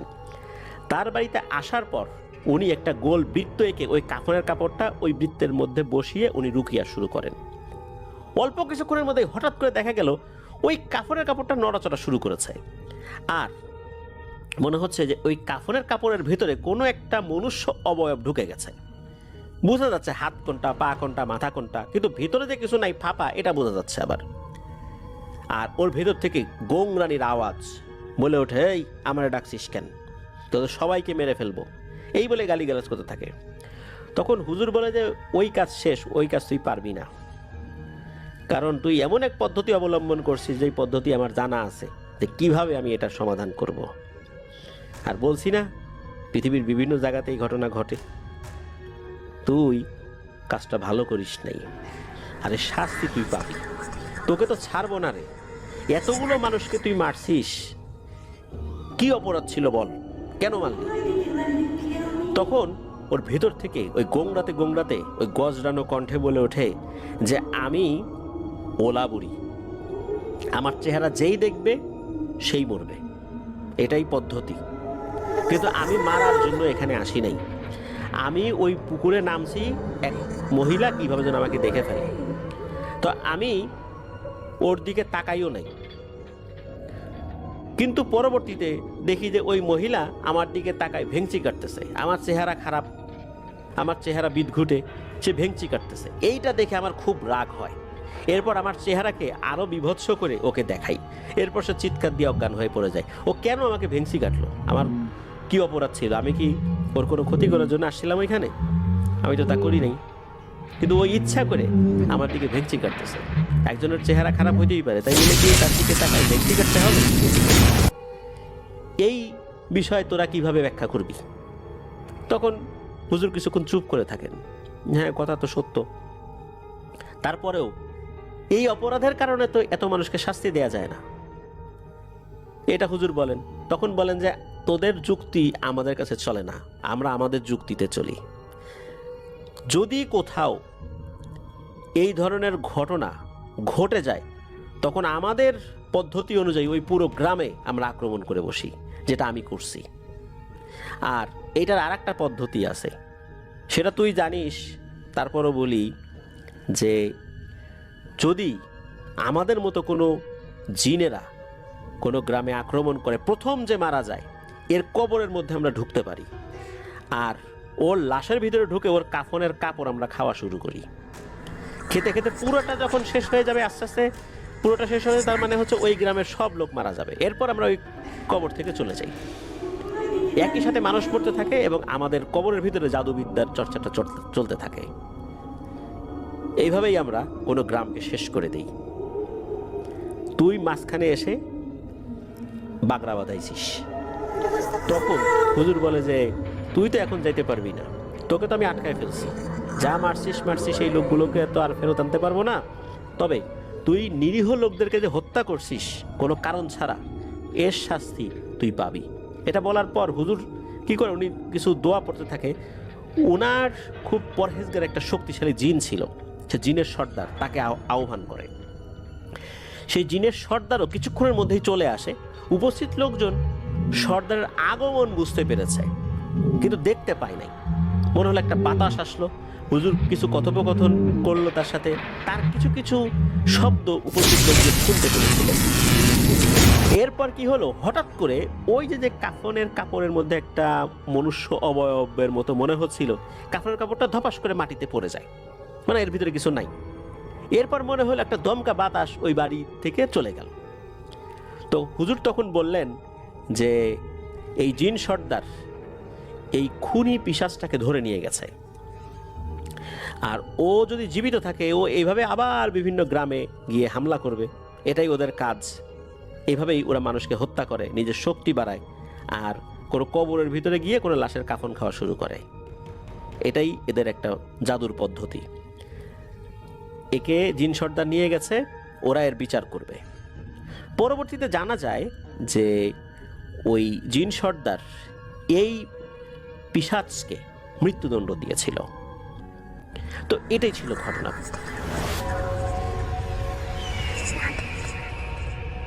আরও একটা ঘটনায় চলে যাব আমরা, এবং এই ঘটনাটা একটা অডিও ক্লিপ। চলুন শুনে আসি অডিও ক্লিপটি। আশা করছি এই অডিও ক্লিপটিও আপনাদেরকে অনেক অনেক আনন্দ দেবে। চলুন শুনে আসি। হ্যালো রাসেল ভাই, আসসালামু আলাইকুম। আশা করি আপনি ভালো আছেন আর ভালো দলে আছেন। আমি রিপন লালহাট থেকে আপনাকে এই ঘটনাটা পাঠিয়েছি। আমি আজকে যে ঘটনাটা আপনাকে শেয়ার করব, এটা আমাদের গ্রামের মসজিদের মুয়াজ্জিনের সাথে ঘটে যাওয়া একটা ঘটনা। আমরা সবাই জানি যে মসজিদে যা হলো ইমাম বা মসজিদে যিনি হচ্ছে ব্যক্তি, তিনি আসলে সবার কাছে শ্রদ্ধার পাত্র। তো তারা আমাদের যে অনেক বেশি সাহসী হন, কারণ মাঝরাতের অন্ধকার যখন পুরো দুনিয়ায় ঘুমিয়ে থাকে, তখন তারা একাকী আল্লাহর ঘরে আজান দিতে চান, বিশেষ করে ফজরের সময়। কিন্তু আজ যে ঘটনাটা বলবো, এটা আমাদের ঘটনা। তো একজন বৃদ্ধ মুয়াজ্জিন, তার নাম হচ্ছে কাসিম চাচা। তো তার সাথে একটা ঘটনা ঘটেছিল, সেই ঘটনাটা আমি তার কাছে শুনেছিলাম। তো সেই ঘটনাটা আজকে আমি আপনাদের কাছে শেয়ার করব।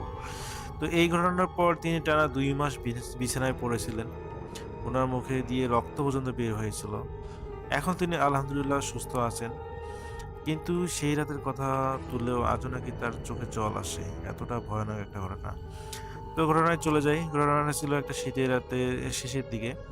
তখন ফজর হয় বেশ দেরিতে, চারিদিকে কুয়াশা এত ঘন যে হাতের তালু পর্যন্ত দেখা যায় না, এমন একটা অবস্থা। তো কাসিম চাচা নিয়মিতভাবে রাত 4:15টার দিকে ঘুম থেকে উঠলেন। প্রতিদিনই তিনি সে সময় করে ওঠেন, বিশেষ করে শীতকালে সে সময়। তো ওনার বাড়ি থেকে মসজিদের দূরত্ব খুবই বেশি না, কাছাকাছি। তো মাঝখানে শুধু একটা পুরনো পুকুর আর একটা বিশাল সারিবদ্ধ বাঁশঝড় আছে। তো রাসেল ভাই, আমি প্রথমে বলে নিই, এই ঘটনাটা আজ থেকে প্রায় 10 বছর আগের। তো ঘটনায় চলে যাই। চাচা, শেখ কাসেম চাচা হাতে একটা পুরনো টর্চ লাইট আর জায়নামাজ নিয়ে বের হন।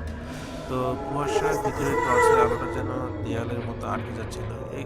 সেই সময় এত বেশি শীত পড়ছিল যে সামনে দেখা যাচ্ছিল না। তো চাচা যখন পুকুর পাড় দিয়ে হাঁটতেছেন, তখন ওনার নাকে একটা অদ্ভুত গন্ধ এলো, পচাগ্রস্ত আর ধুয়ে ধোয়া মেশানো একটা উদ্ভট গন্ধ। তো সে চাচা মনে করলেন যে সে চাচা মনে মনে আয়াতুল কুরসি পড়তেছিলেন। হঠাৎ উনি খেয়াল করলেন মসজিদের মিনারের দিক থেকে কোনো আজান ছাড়াই জিকিরের শব্দ আসতেছে। তো শব্দটা খুব নিচু সরে, কিন্তু মনে হচ্ছে যে হাজার হাজার মানুষ একসাথে যেন জিকির করতেছে। তো চাচা ভাবলেন যে হয়তো তাবলীগের আওয়াজ আসছে।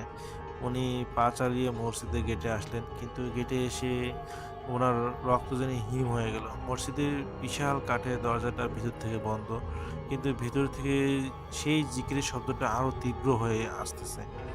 আর সবচেয়ে অদ্ভুত ব্যাপার হলো, জানালার ফাঁক দিয়ে দেখা যাচ্ছে ভিতরে নীল রঙের একটা আলো জ্বলছে, অথচ মসজিদের যে বাতিগুলো লাগানো, সেই বাতিগুলোর মধ্যে কোনো ধরনের নীল বাতি নেই। তিনি যেহেতু নিয়মিত সেই মসজিদে আজান দেন এবং নামাজ পড়েন, তিনি সবকিছুই জানেন। সেখানে কোথায় কোন বাতি আছে না আছে সবকিছুই, খুঁটিনাটি সবকিছুই জানেন। তো চাচা যখন পকেট থেকে চাবি বের করে তালা খুলতে চাইলেন, তখন ওনার মনে হলো কেউ ওনার কানের কাছে একদম ফিসফিস করে বলল, চাবি দিয়ে তালা খুলো না কাশেম, আজ ওরা নামাজ পড়তে এসেছে। এই ধরনের একটা কথা শুনলেন। কেউ একজন তাকে বলার চেষ্টা করতেছে যে ভিতরে ওরা নামাজ পড়তেছে, চাবি দিয়ে তালা খুলিও না, এই ধরনের একটা ইশারা চাচাকে দিল। তো চাচা ভয় পেলেও ভাবলেন এটা হয়তো তার মনের ভুল বা তিনি এটা ভুলভাল ভাবছেন। তো উনি কাঁপা কাঁপা হাতে তালা খুললেন এবং দরজাটা খোলার সাথে সাথেই এক ঝটকায় মসজিদের ভিতরে সব আলোচনা নেমে গেল। তো জিকিরের শব্দটাও যেন এক মুহূর্তে থেমে গিয়ে এক পৈশাচিক নিস্তব্ধতা নেমে এলো। চাচা নিজের টর্চ লাইটটা জ্বালানোর চেষ্টা করলেন, কিন্তু ব্যাটারি থাকা সত্ত্বেও টর্চ লাইটটা জ্বলল না। অথচ তিনি আসার সময় সেই টর্চ লাইটটা জ্বালিয়ে আসছিলেন।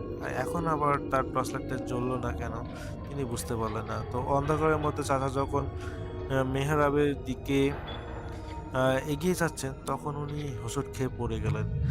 নিচে হাত দিতেই উনার মনে হলো উনি কোনো মানুষের শরীরের উপর পড়েছেন, কিন্তু শরীরটা বরফের মতো ঠান্ডা আর চামড়ার মতো খসখসে। তো উনি হাত দিয়ে অনুভব করলেন সেই শরীরে কোনো মাথা নেই। ওই সময় সারা মনের ভিতরে একসাথে শত শত যেন অট্টহাসি, এরকম অট্টহাসি দিয়ে উঠলো কেউ। তো চাচা দেয়ালে হাত দিয়ে দাঁড়িয়ে পড়ার চেষ্টা করলেন। হঠাৎ মসজিদের উপরে ফ্যানগুলো কোনো বিদ্যুৎ ছাড়াই প্রচণ্ড গতিতে ঘুরতে শুরু করলো। বাতাসে একটা শো শো শব্দ তৈরি হলো। চাচা দেখলেন অন্ধকারের মেহরাবের সামনে একটা বিশাল আকৃতির অবয়ব দাঁড়িয়ে আছে। লোকটা প্রায় 7-8 ফুট লম্বা হবে, মাথায় একটা সবুজ পাগড়ি, তার তার কোনো পা নেই, সে যেন শূন্য ভেসে বেড়াচ্ছে। তো সেই অবয়বটা কাশেম চাচা দিকে এগিয়ে তাকিয়ে একটা ধমক দিয়ে বলল, এখনো আজানের সময় হয়নি, ফিরে যা। এরকম করে একটা ধমক দিল। তো চাচা তখন জীবন বাঁচাতে উল্টা দিকে দিলেন এক দৌড়। কিন্তু মসজিদের মেঝেটা যেন লম্বা কয়েক মাইল হয়ে গেল। উনি দৌড়াচ্ছেন, কিন্তু দরজা আর পার হচ্ছেন না। ওনার মনে হলো পিছনের সেই বিশাল ছায়াটা ওনার দিকে হাত বাড়িয়ে এগিয়ে আসতেছে। ঠিক তখন সেই ছায়াটা ওনার ঘাড়ের কাছে নিঃশ্বাস ফেললো, এবং তখনই বাইরে থেকে ফজর হওয়ার অক্তর প্রথম ইশারা ভেসে আসলো। বিশেষ করে অন্যান্য মসজিদে যে আজান যখন দেয়, তো সেই সময় তিনি তার এই মনে হচ্ছে একটা ঘোরের মধ্যে ছিলেন। তিনি তার জ্ঞান ফিরে পান এবং তিনি লক্ষ্য করেন সাথে সাথে যেন তার আশেপাশে সবকিছু যেন অদৃশ্য হয়ে গেল। তো কাসেম চাচা মসজিদের বারান্দায় আছড়ে পড়লেন। ঠিক সেই সময় ওনার জ্ঞান হারানোর ঠিক আগ মুহূর্তে উনি দেখলেন মসজিদের উজুখানার পাশে লম্বা লম্বা ছায়াগুলো বাতাসের সাথে মিশে যাচ্ছে। তো সকালে মুসল্লিরা এসে যখন চাচাকে এরকম রক্তাক্ত অবস্থায় উদ্ধার করে, ওনারা দেখেন যে ইমাম সাহেবের বা মুয়াজ্জিনের ওনার পিঠে এবং গলায় নীল রঙের আঙ্গুলের ছাপ ছিল। যেন কেউ ওনাকে পৈশাচিক শক্তি বা অনেক জোর শক্তি দিয়ে উদ্ধার করার। চাচা সুস্থ হতে প্রায় 2 মাস সময় লেগেছিল। দীর্ঘ সময় তিনি কথা বলেননি সেদিনের ঘটনার পর, এবং যখন তিনি সুস্থ হন তারপরে তিনি সেদিনের ঘটনাটা শেয়ার করেন। তো উনি এখন সবকিছু ঠিকঠাকভাবে আছেন। কি কারণে উনি 2 মাস ধরে অসুস্থ ছিলেন সেটা আসলে জানা যায়নি। তবে এটা একটা ঘটনা ঘটেছিল ওনার সাথে, কাসেম চাচার সাথে। তিনি অনেকদিন সেই মসজিদে নামাজ পড়াতেন। কোনোদিন তার সাথে এই ধরনের ঘটনা ঘটেনি। কিন্তু তিনি যেটা বলেন যে সেদিন হয়তো তিনি তাড়াতাড়ি চলে এসেছিলেন মসজিদে, এবং যার কারণে হয়তো সে অবয়বগুলো তাকে বারবার মানা করেছিল যে ফিরে যাও। কিন্তু তিনি আসলে মনের ভুল ভেবে যখন তালাটা খোলেন তখনই এই সমস্যা বা সবকিছুই সমস্যা তৈরি হয়। তো পরবর্তীতে সেই কাসেম চাচা জানান যে তার সাথে আর এই ধরনের ভুল ঘটনা ঘটেনি। বিশেষ করে সেইরকম। তবে এর পরবর্তীতে তার সাথে ছোট ছোট কিছু ভৌতিক ঘটনা ঘটেছে, যেগুলো আমি তার কাছ থেকে কালেক্ট করেছি। আমি চেষ্টা করব পরবর্তী এপিসোডে সেগুলো শেয়ার করার। আমার কাছে ঘটনাটা খুবই অদ্ভুত লেগেছিল যে মসজিদের ভিতরে কি আসলেই জিনেরা বা জিন জাতি যারা আছে তারা আসলেই কি নামাজ পড়ে? মানুষের নামাজের ওয়াক্তের আগে কি তারা নামাজ পড়ে? তো এই বিষয়টা আসলে আমার কাছে খুবই রহস্যজনক মনে হয়েছে, এবং ঘটনাটা খুবই আমার কাছে ভালো লেগেছিল।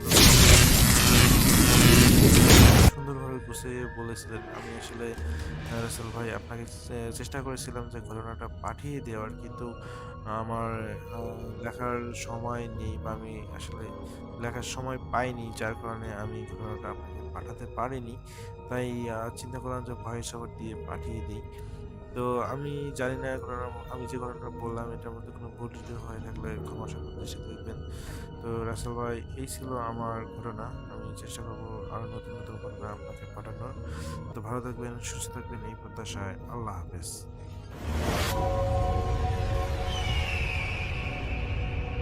আরও একটা ঘটনায় চলে যাব আমরা, এবং এই ঘটনাটা একটা অডিও ক্লিপ। চলুন শুনে আসি অডিও ক্লিপটি। আশা করছি এই অডিও ক্লিপটিও আপনাদেরকে অনেক অনেক আনন্দ দেবে। চলুন শুনে আসি। আসসালামু আলাইকুম রাসেল ভাই, আশা করি আল্লাহর রহমতে ভালোই আছেন। আমি বরিশাল থেকে বলছি। আজকে আপনাদের সাথে যে ঘটনাটা শেয়ার করব, এটা আমার সাথে ঘটেনি, আমাকে আমার মামি বলেছে এটা তার সাথেই ঘটা ঘটনা। তো দেরি না করে ঘটনায় চলে যাই। আমার নানা বাড়ি বরিশালেরই বাকেরগঞ্জ থানায় একটি গ্রামে। তো তারা আমাদের নানা বাড়িতে থাকে আমার নানা, নানু, আমার মামা মামি, মেঝো মামা মেঝো মামি, আর আমার নানার বাবা মা। আল্লাহর রহমতে তারা এখনো বেঁচে আছে, সুস্থ আছে। তো আমার নানা এবং নানি তারা হজে চলে গেছিল। তো বাসায় ছিল আমার মেঝো মামা, আমার মেঝো মামি আর আমার নানার বাবা মা। তো ঘটনার দিন থেকে শুরু করি। ঘটনার দিন আমার মামা সে বাজার থেকে কিছু মাছ নিয়ে এসেছিল ভর দুপুর বেলায়। তো আমাদের যে রান্নাঘরটা তখন শীতকাল ছিল, এর জন্য রান্নাটা আর কি বাইরেই করা হতো শুকনো পাতা দিয়ে। তো আমার মামা মাছ নিয়ে এলেন, মামি সেটা প্রথমে ঘরের ভিতরে রেখেছিলেন। আর তারপরে মামি সব রান্নার জন্য যা যা দরকার সেগুলো নিয়ে বাইরে যখন চুলার কাছে গেলেন, মাছ টাছ নিয়ে সবকিছু নিয়ে গেছেন সে। তো পরে যখন সে আবার ঘরে ঢুকবে ওই সময় সে ফিল করলো যে তার রুমের ভিতরে কেউ আছে। আরো সে কাছাকাছি যাওয়ার পরে সে দেখলো যে তার রুমের যে খাটটা, সেই বেডটা আপনা আপনি, যেমন ভূমিকম্প হলে যেমন হয় ওভাবে আপনা আপনি খুব জোরে জোরে শব্দ করে কাঁপছে। আর শুধু কাঁপছেই না, খুব শব্দ হচ্ছে জিনিসটার জন্য। তো মামি ভয় পেয়ে ঘরের বাইরে চলে গেল। তো কিছুক্ষণ পরে আমার মামা আসলো তখন সে মামাকে বলল। তো মামা ভিতরে গিয়ে সেও শুনতেছে ভাবে যে তাদের যে রুমের যে বেডটা, ওই বেডটা খুব খুব জোরে জোরে কাঁপছে আর খুব শব্দ করছে। তো মামা একটা কি করবে ভেবে না পেয়ে একটা লাঠি নিয়ে গেল রুমের ভিতরে যে দেখে যে খাটের উপরে খাটের ওখানে তো কেউ নাই। তারপর সে লাঠিটা দিয়ে খাটের উপর অনেকক্ষণ আঘাত করলো খাটটাকে, দিক বেদিক শূন্য হয়ে। তো তারপরে থামলো। মামা রুমে ঢুকছে পর থেকেই আর কি শব্দটা থেমে গেছে, খাটটা আর নড়েনি। তো সেদিনকার দিনটা তো ওভাবে গেল। তারপরে পরদিন, সেদিনই রাতের ঘটনা, হঠাৎ করে মামির কথা অনুযায়ী হঠাৎ করে তার রাত 1টার দিকে ঘুম ভেঙে যায়। তো ঘুম ভেঙে সে দেখতে পায় তার যে দেয়াল, তার রুমের সে যেদিক মুখ করে ঘুমিয়েছিল তার উল্টা পাশে যে দেয়ালটা, ওই দেয়ালটায় একটা বড় একজোড়া চোখ। সে দেখে, গ্রামের বাড়ি তো আশেপাশে ওইভাবে ঘর টর নেই। আমাদের যে দুই পাশে দুটো ঘর, একটা ঘরে শুধু একজন মানুষই থাকে আর আরেকটা ঘর পরিত্যক্ত, কেউ থাকে না। তো ওভাবে যে ঘরের ভিতরে লাইট আসবে এভাবে কোনো উপায় নেই। এবং তারা তো রুমে থাকছে, আরো তারা কখনো দেখে না এইভাবে কোনো রুমের মধ্যে এরকম কোনো লাইট। তো একজোড়া চোখ ওভাবে দেখে সে খুব ভয় পেয়ে গেল। আর ঠিক তখনই সে শুনতে পাচ্ছে যে পা ঘষে ঘষে কেউ হাঁটতেছে। তাদের রুমের পাশে হচ্ছে ডাইনিং রুমে কেউ পা ঘষে ঘষে হাঁটতেছে। তো আমি ফার্স্টই বলছিলাম যে আমার নানার বাবা মা দুজনেই বেঁচে আছে। তো আমার যে নানার যে মা, সে ওভাবে অনেক বয়স, তো সে ওভাবে পা ঘষে ঘষে হাঁটতো। তো আমার মামি কয়েকবারই করছে যে কে ওখানে, কে বড় মা আপনি কি ওখানে আছেন। বলার পরে দেখছে কোনো সারা শব্দ নেই। তখন আমার মামি খুব ভয় পেয়ে গেছে, কারণ ওখানে যদি আমার নানার মাই থাকতো, সে বলতো, সে সাড়া দিত, কিন্তু সাড়া দিচ্ছে না, কোনো আওয়াজটা তুলতেই আছে। আমি আমার মামাকে ঘুম থেকে ডেকে তুলবে, সে তার শরীর অবশ্যই নাড়াতে পারতেছে না। তারপরে সে অনেক কষ্টে অনেকক্ষণ এভাবে হয়েছে, অনেক কষ্টে মামাকে কোনোভাবে ডেকে তুললো। তোলার পর মামাও সেটা শুনতেছে। এখন তারা দুজনই আর কি, কেউ ভয় নামতে পারতেছে না খাট থেকে, তাদের এমন অবস্থা। তো কিছুক্ষণ পরে যখন মামা আর কি শুধু মনে মনে ই করলো যে সে এখন উঠবে, যাই হোক যেটাই হবে সে উঠবে, যা দেখার দেখবে সে উঠবে। ঠিক তখনই আমাদের বাড়ির যে একটা বাড়ি বলছিলাম যে পরিত্যক্ত, তো ওই বাড়িটা ছিল পশ্চিম দিকে। আমাদের যে নানার বাড়িটার পশ্চিম দিকে। তো ওই যে পশ্চিম দিকের আর মামিরা থাকতো পূর্ব দিকের রুমে।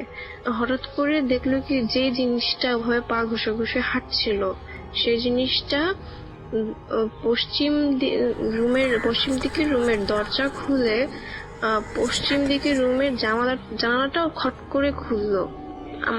তারা দুজনেই শব্দ পেল যে দরজা খোলা হয়েছে, জানালাটাও খোলা হয়েছে। আসলে কিন্তু ওই রুমটা টোটালি এমটি ছিল, ওই রুমে কেউ থাকতো না, ওই রুমটা বন্ধ করা ছিল, দরজা তালা দেওয়া ছিল না, বাট বন্ধ করা ছিল। তারা দুজনে ক্লিয়ারলি শুনতে পেল এভাবে যে দরজাটা খুলে গেল, জানালাটা খুলে গেল, এবং জানলা দিয়ে কেউ ধূপ করে বাইরে পড়ে গেল, এবং ধূপ করে বাইরে পড়ে গেল। এরপর সব ঠান্ডা হয়ে গেল। কিন্তু পরে তারা সকালবেলা সেদিন রাত্রে আর কেউ নামেই নেয় খাট থেকে, এত কিছু হওয়ার পরে। তো পরদিন যখন তারা চেক করলো রুমটা, দেখলো যে রুমের দরজাও লাগানো, জানলাও লাগানো, কিছুই খোলা হয়নি। কিন্তু তারা কাল রাতে স্পষ্ট শুনছে যে জানলাটা একটু খট করে খুলে ফেললো। এরপর তো তারা ঘরে হুজুর আনলো, হুজুর দিয়ে ঘরটা আবার বন্ধ করা হলো, কারণ ঘর বন্ধ করাই ছিল। ভাই, আপনাকে যে পশ্চিম দিকের যে পরিত্যক্ত ঘরটার কথা বলছি, ওখানে আমিও নিজেও কিছু কিছু জিনিস দেখছি। আমি আগে ওখানেই থাকতাম, 1-2 বছরের মতো আমি ওখানে ছিলাম। তো একদিন আমার হারমোনিয়াম ছিল ঘরে, আমি হারমোনিয়াম বাজাতাম প্রতিদিন। তো মাঝে মাঝে আমি শুনতাম যে ওই ঘরে কেউ হারমোনিয়াম বাজাচ্ছে, কিন্তু আমাদের ওই এলাকায় শুধু আমার হারমোনিয়াম বাদে আর কারো হারমোনিয়াম ছিল না। আমি দেখিনি কারো ঘরে ওখানে ওরকম হারমোনিয়াম, আর ওখানে আশেপাশে তেমন কোনো ঘরও নেই। তো ওই ঘরে কিভাবে হারমোনিয়াম আসলো, আর কিভাবে হারমোনিয়াম বাজতো ওই ঘরে, কে বাজাতো, আমি সেটা এখনো জানি না। আমি আমার নানিকেও শুনিয়েছি এভাবে যে হারমোনিয়াম বাজছে, কিন্তু কেউ কোনো সদুত্তর দিতে পারেনি আমাকে। রাসেল ভাই, এই ছিল আবার ঘটনা। ভালো লাগলে লিসনারদের শোনাবেন। আশা করি ভালো থাকবেন।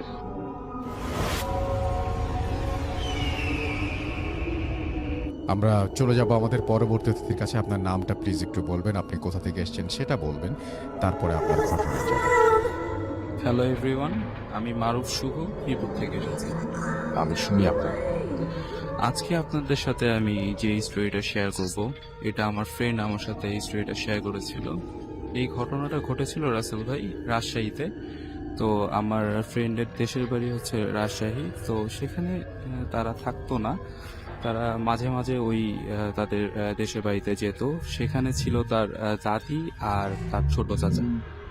সো সেম ভাবে তারা ওখানে বেড়াতে গেল। তো বেড়াতে যাওয়ার পরে আমার ফ্রেন্ডের একটা ছোট বোন ছিল, তো তাকে সাথে সাথে রাখতো, সবসময় ওখানে গেলেই সাথে সাথে রাখতো। তো সেখানে যাওয়ার পরে 2 দিন পরে রাসেল ভাই, আমার ফ্রেন্ডের বাবা একটা রাতের বেলা একটা সাউন্ড পায়। সাউন্ডটা আসতেছিল আমার ফ্রেন্ডের দাদির রুম থেকে। মনে হচ্ছিল যে সে মানে রুমের ভিতরে কেউ কথা বলতেছে। তো আমার ফ্রেন্ডের বাবা মনে করেছে তার মেয়ে মনে হয় তার সাথে ছিল রুমের মধ্যে, এই কারণে তারা কথা বলতেছে। তো সেই জিনিসটাকে বেশি একটা কেয়ার করে না। তো সেকেন্ড ডেতেই মানে সে আবারও ফিল করলো যে রাতের বেলা তার মায়ের রুম থেকে কেউ একটা কথা বলার সাউন্ড পাওয়া যাচ্ছে। তো সে উঠলো, উঠে আমার ফ্রেন্ড আর তার বোন যে রুমে ঘুমায় সেই রুমে গেল, গিয়ে দেখলো তারা দুজনই ঘুমাচ্ছে। আর সে ওঠার পরে কথার সাউন্ডটা আস্তে আস্তে কমে গেল রাসেল ভাই। তো সেই জিনিসটা দেখার পরে সে তার পরের দিনই তার মাকে জিজ্ঞেস করলো যে তোমার রুমে আমি রাতের বেলা কথার আওয়াজ পেলাম, তুমি কার সাথে কথা বলতেছিলে? আচ্ছা, তো সে জিনিসটা স্কিপ করে গেল সেই সময় রাসেল ভাই, মানে তার সাথে শেয়ার করতে যাচ্ছিল না।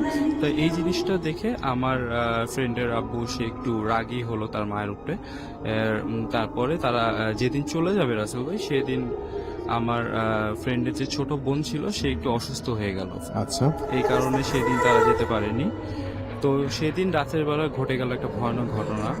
মানে এবারে সাউন্ডটা আসতেছিল ওই রুম থেকেই, কিন্তু মনে হচ্ছিল কারোর মুখ চেপে ধরলে যে টাইপের একটা সাউন্ড হবে রাসেল ভাই, এই টাইপের একটা সাউন্ড আসতেছিল রুম থেকে। তো আমার ফ্রেন্ডের আব্বু এবং তার মা দুজনই উঠে গেল রুমের মধ্যে যাওয়ার পরে, মানে গিয়ে দেখলো গেটটা ভিতর থেকে লক করা। তো তারা চাবি দিয়ে গেটটা খুলে দেখলো একটা ভয়ানক দৃশ্য। সে দেখলো তার মায়ের মুখ একটা ছোট বাচ্চা মেয়ে চেপে ধরে রয়েছে, আর সে বাচ্চা মেয়ের চেহারাটা সেম তার মায়ের মতো। আচ্ছা, এই জিনিসটা দেখার পরে আসলে আমার মা সাথে সাথে ওই জায়গায় সেন্সলেস হয়ে যায়। আর সেই জিনিসটা তাদেরকে দেখে বিড়ালের মতো করে রাসেল ভাই জানালা দিয়ে বিড়াল যেভাবে বের হয়ে যায় সেম ওইভাবে করে বের হয়ে চলে গেল, আচ্ছা, মানে জাম্প করে চলে গেল। আচ্ছা। হ্যাঁ, তারপরে আমার ফ্রেন্ডের আব্বা তার ছোট ভাইকে ডাকলো। তারপরে তার মায়ের অবস্থা অনেক খারাপ হয়ে গিয়েছিল রাসেল ভাই। তাকে পানি খাওয়ালো, কিন্তু তার সেন্স ছিল না। মানে তাকে পানি দিল মুখের মধ্যে, তার সেন্স ছিল না। তারপরে দিন সকালবেলা ডাক্তার এনে দেখানো হলো। তারপর তার সেন্স বিকালের দিকে ফিরে আসলো। তার সেন্স আসার পরে সেই ব্যাপারটা পুরো ঘটনাটা পুরো ফ্যামিলির সাথে শেয়ার করলো। সে বলল যে এই ঘটনাটা তার সাথে রেগুলার হচ্ছে এবং সে একা একা থাকে। এই কারণে মানে ফার্স্টে এই জিনিসটাকে সে ওয়াশরুমের গেটের সামনে একদিন দেখেছিল, তারপরে থেকে জিনিসটা তার আশেপাশেই থাকে এবং তারা এতদিন ধরে এখানে আছে এবং তার নাতনিকে সে আদর করছে। এই জিনিসটা সে মেনে নিতে পারছিল না, এই কারণে সে মানে সেদিন মানে তার উপরে এইভাবে অ্যাটাক করে। আর তারা যদি ওই দিন ওই ফ্ল্যাটে না থাকতো তাহলে মনে হয় আজকে সে বেঁচে থাকতো না আর কি রাসেল ভাই। তারপরে ওই ফ্ল্যাটটাকে হুজুর দিয়ে ওখানে মিলাদ পড়ানো হয়। তারপরে মিলাদ পড়ানোর পরে আমার ফ্রেন্ডের দাদিকে তারা ঢাকায় নিয়ে চলে আসে, মানে সে এখন সুস্থ হয়ে আছে রাসেল ভাই। এই ছিল আমার ঘটনা রাসেল ভাই, থ্যাংক ইউ ভেরি মাচ।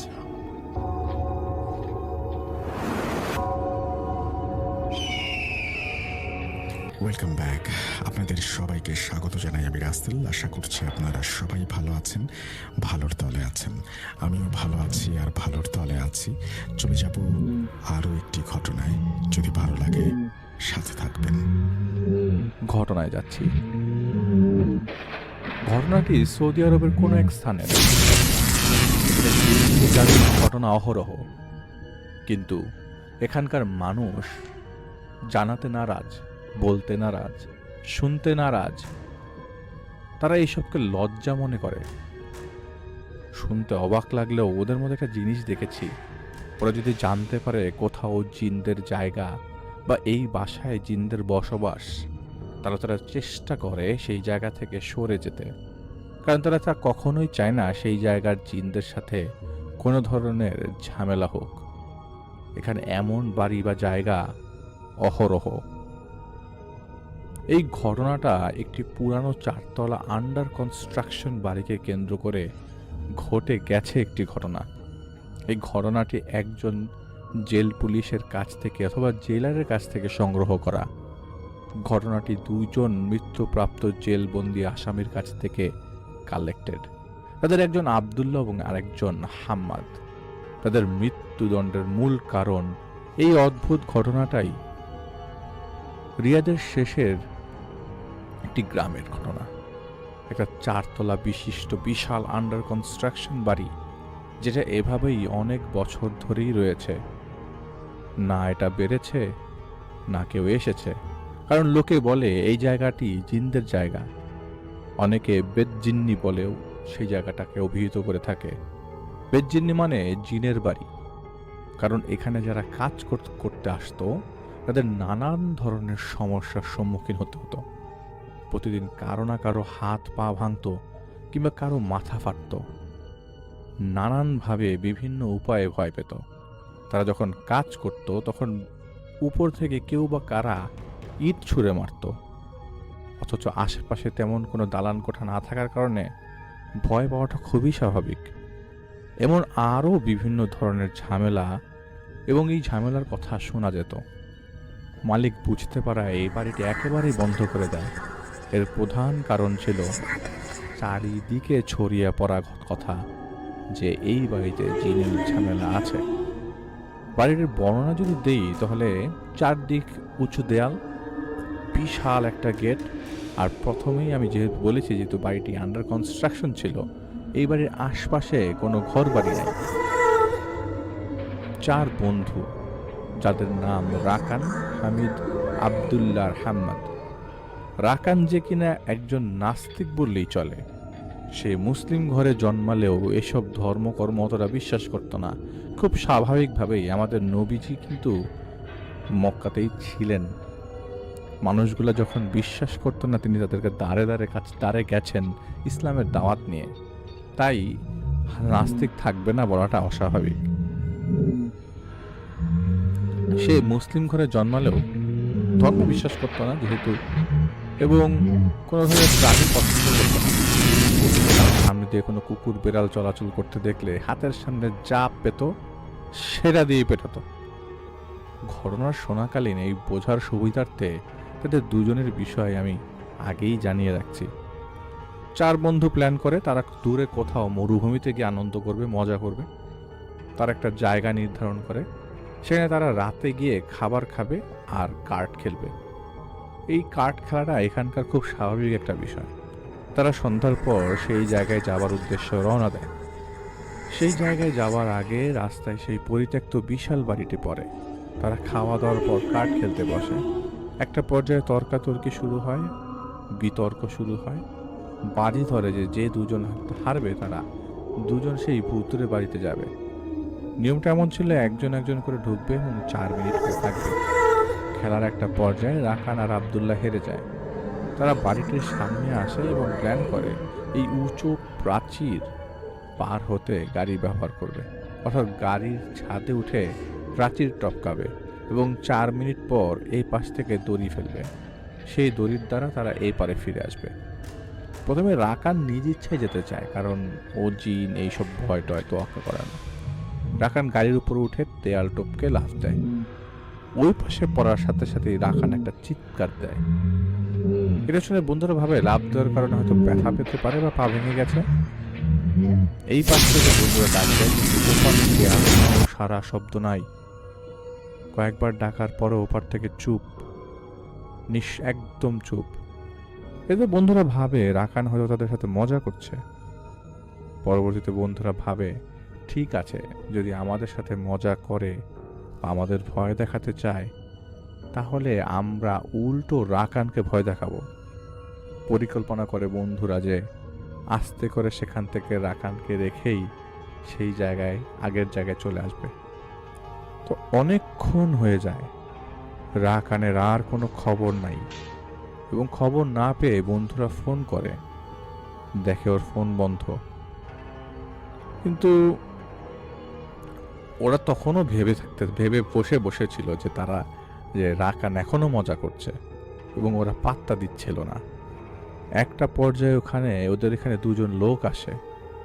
ওনারা বলে তারা গানামের খাবার দিতে এসেছিল। যাওয়ার পথে তাদের এখানে এসে, গানাম হচ্ছে সৌদিতে গানাম মানে ছাগল বা ভেড়া, তো তাদের এখানে দেখে এবং টুকটাক কথা বলছে ওই অচেনা 2 জন লোক। একটা পর্যায়ে রাকানের কথা ওঠে আর 2 জন লোক তাদের পুরো ঘটনা বলে। অচেনা লোক 2 জনের কাছ থেকে ওই 2 জন যে ছিল তাদের থেকে একজন বলে যে বাড়ি যেটাই হোক এভাবে বাড়ির দেয়াল টপকে যাওয়া ঠিক নয়, গেট দিয়ে যাওয়াই ভালো। তো লোকটার কথায় হাম্মাদ বলে, গেট দিয়ে যা কিভাবে যাব, দরজা তো বন্ধ। যাবে লোক দুজন একটু বিরক্ত হলো, তাহলে সেখানে যাবার কি দরকার, আপনারা ফিরে যান সে বাড়িতে, আর আপনার বন্ধুকে নিয়ে বাড়ি ফিরে যান। এসব জায়গায় মজা করার জায়গা না, এসব জায়গায় মজা ভালো না। তো অচেনা লোকের কথায় ওরা একমত পোষণ করে এবং সেই লোক দুইটা চলে যায়। তারা পুনরায় সেই বাড়ির কাছে যায়।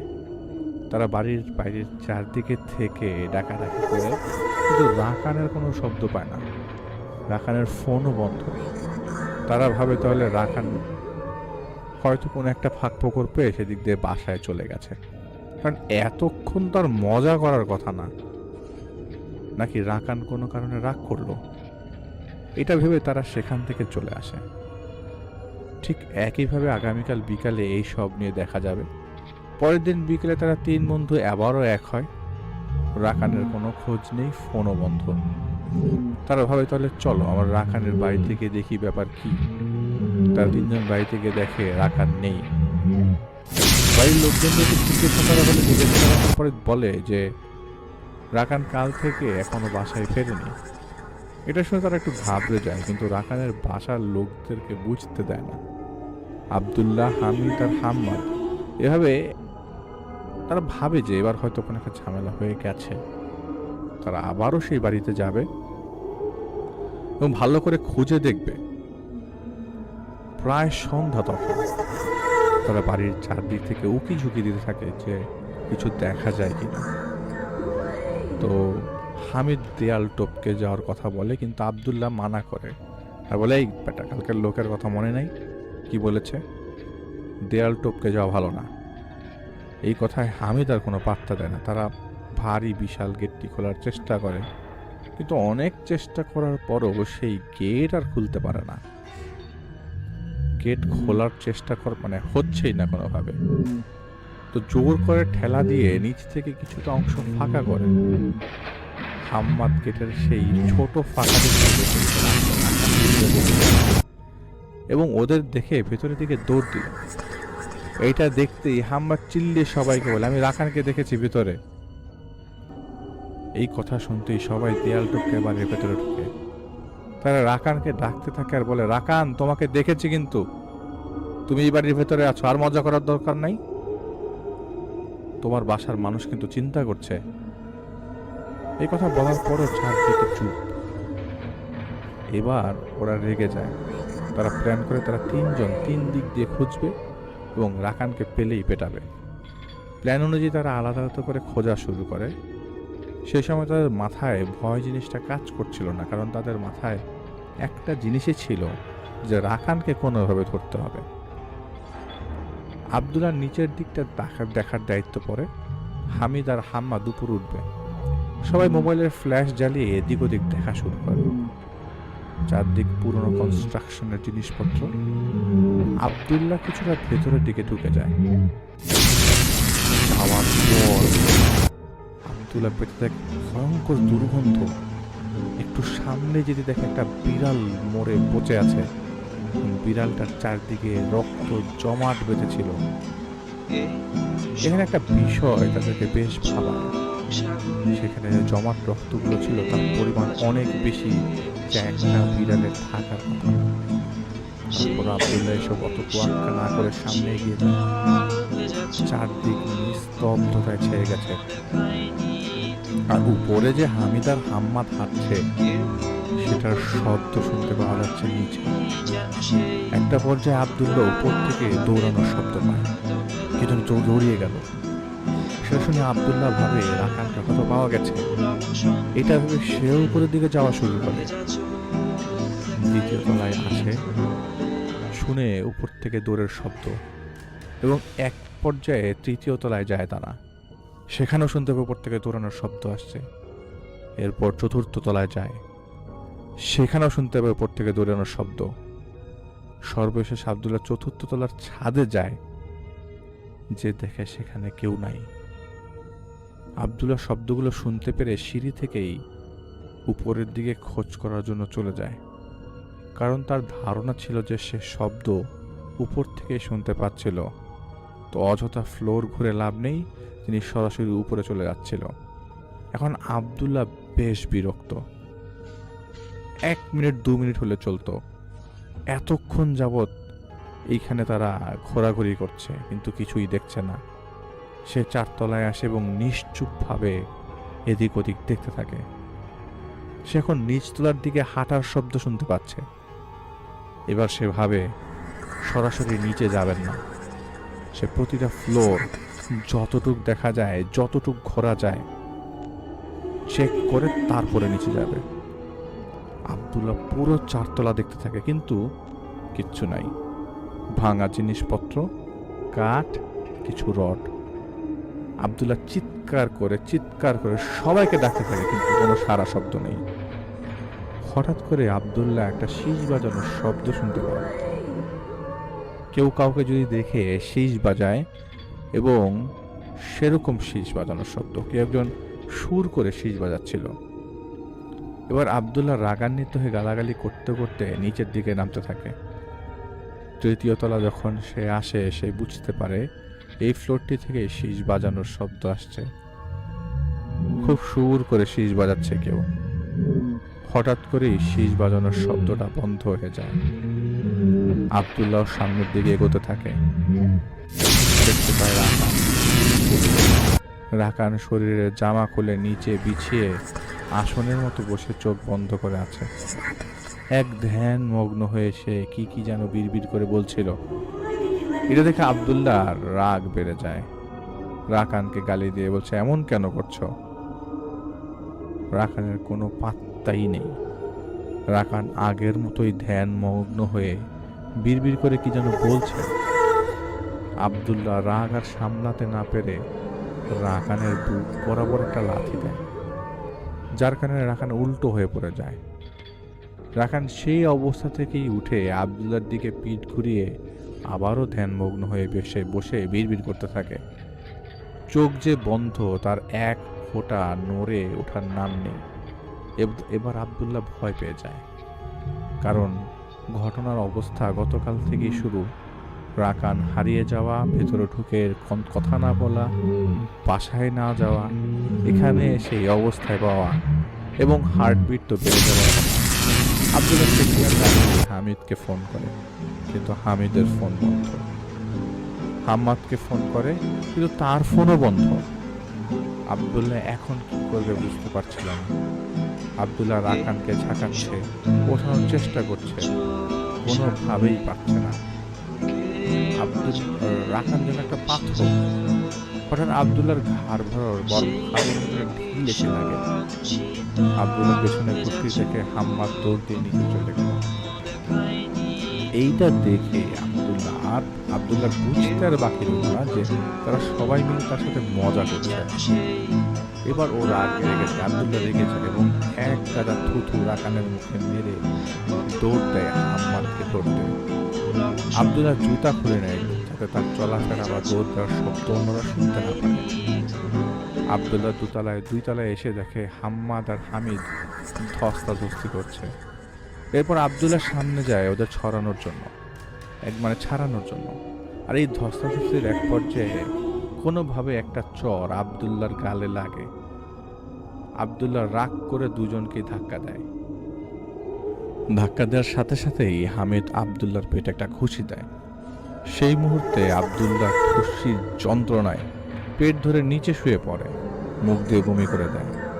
আব্দুল্লাহর ভাষ্যমতে সে কিছু সময় হয়তো অজ্ঞান অবস্থায় ছিল। চোখ খুলতেই হালকা আলোতে দেখে কেউ শুয়ে আছে তার উপরে, কেউ বসে কিছু একটা করছে। ব্যথা পেটে উঠে বসতেই দেখে হামিদের উপর বসে কিছু দিয়ে বুকের মাঝ বরাবর কাটার চেষ্টা করছে। তখন হাম্মাদ কাতরাচ্ছিল আর শরীর ঠোঁট কাঁপছিল। আঘাত করতে করতে মাথা ঝাঁকাতে হাম্মাদ আব্দুল্লাহর দিকে তাকায় আর বিচ্ছি একটা হাসি দেয়, যেখানে হাম্মাদের সাথে দাঁতের দেখা যাচ্ছে না। হাম্মাদ মাথা পিছিয়ে ঝাঁকি দিয়ে নেয়। পলকেই হাম্মাদ তার মাথা দিয়ে শুয়ে থাকা হামিদের বুকের মাঝ বরাবর আঘাত করতে থাকে।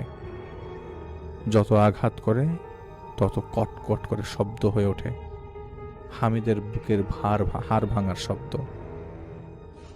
আব্দুল এসব দেখার জন্য কোনোভাবেই রেডি ছিল না। সে নড়তে পারছিল না, শরীর ভারী হয়ে গেছে, মাথা কাজ করছে না। এবং আব্দুল্লাহ দেখে হাম্মাদ হামিদের বুকের মাঝের অংশে কাটার চেষ্টা করছে, সেই অংশে মুখ দিয়ে কিছু চুষে খাবার চেষ্টা করছে। সামনের দাঁত না থাকায় মাড়ির দাঁত দিয়ে সেগুলো খাওয়ার চেষ্টা করছে। এসব সইতে না পেরে আব্দুল্লাহ একটা চিৎকার দিয়ে শরীরের সব শক্তি দিয়ে দৌড় দেয়। দৌড় দেওয়ার সময় তার পেছন থেকে কিছুর সাথে তার বাড়ি লাগে, যার আঘাতে আব্দুল্লাহ ব্যথায় কাতরাতে থাকে। আব্দুল্লাহ সেই অবস্থাতেই হামাগুড়ি দিয়ে পালানোর চেষ্টা করে। দেখে একটা মোটা দড়ি তার সামনে হাওয়ায় ভাসছে, যেটা বারবার মাটিতে আঘাত করছিল। এটা দেখে আব্দুল্লাহ এত দেরিতে বোধ হয় যে এসব কিছু স্বাভাবিক না। তার এবার এই বাড়িটি ভুতুরের সেই কথাটা মনে পড়ে যায়।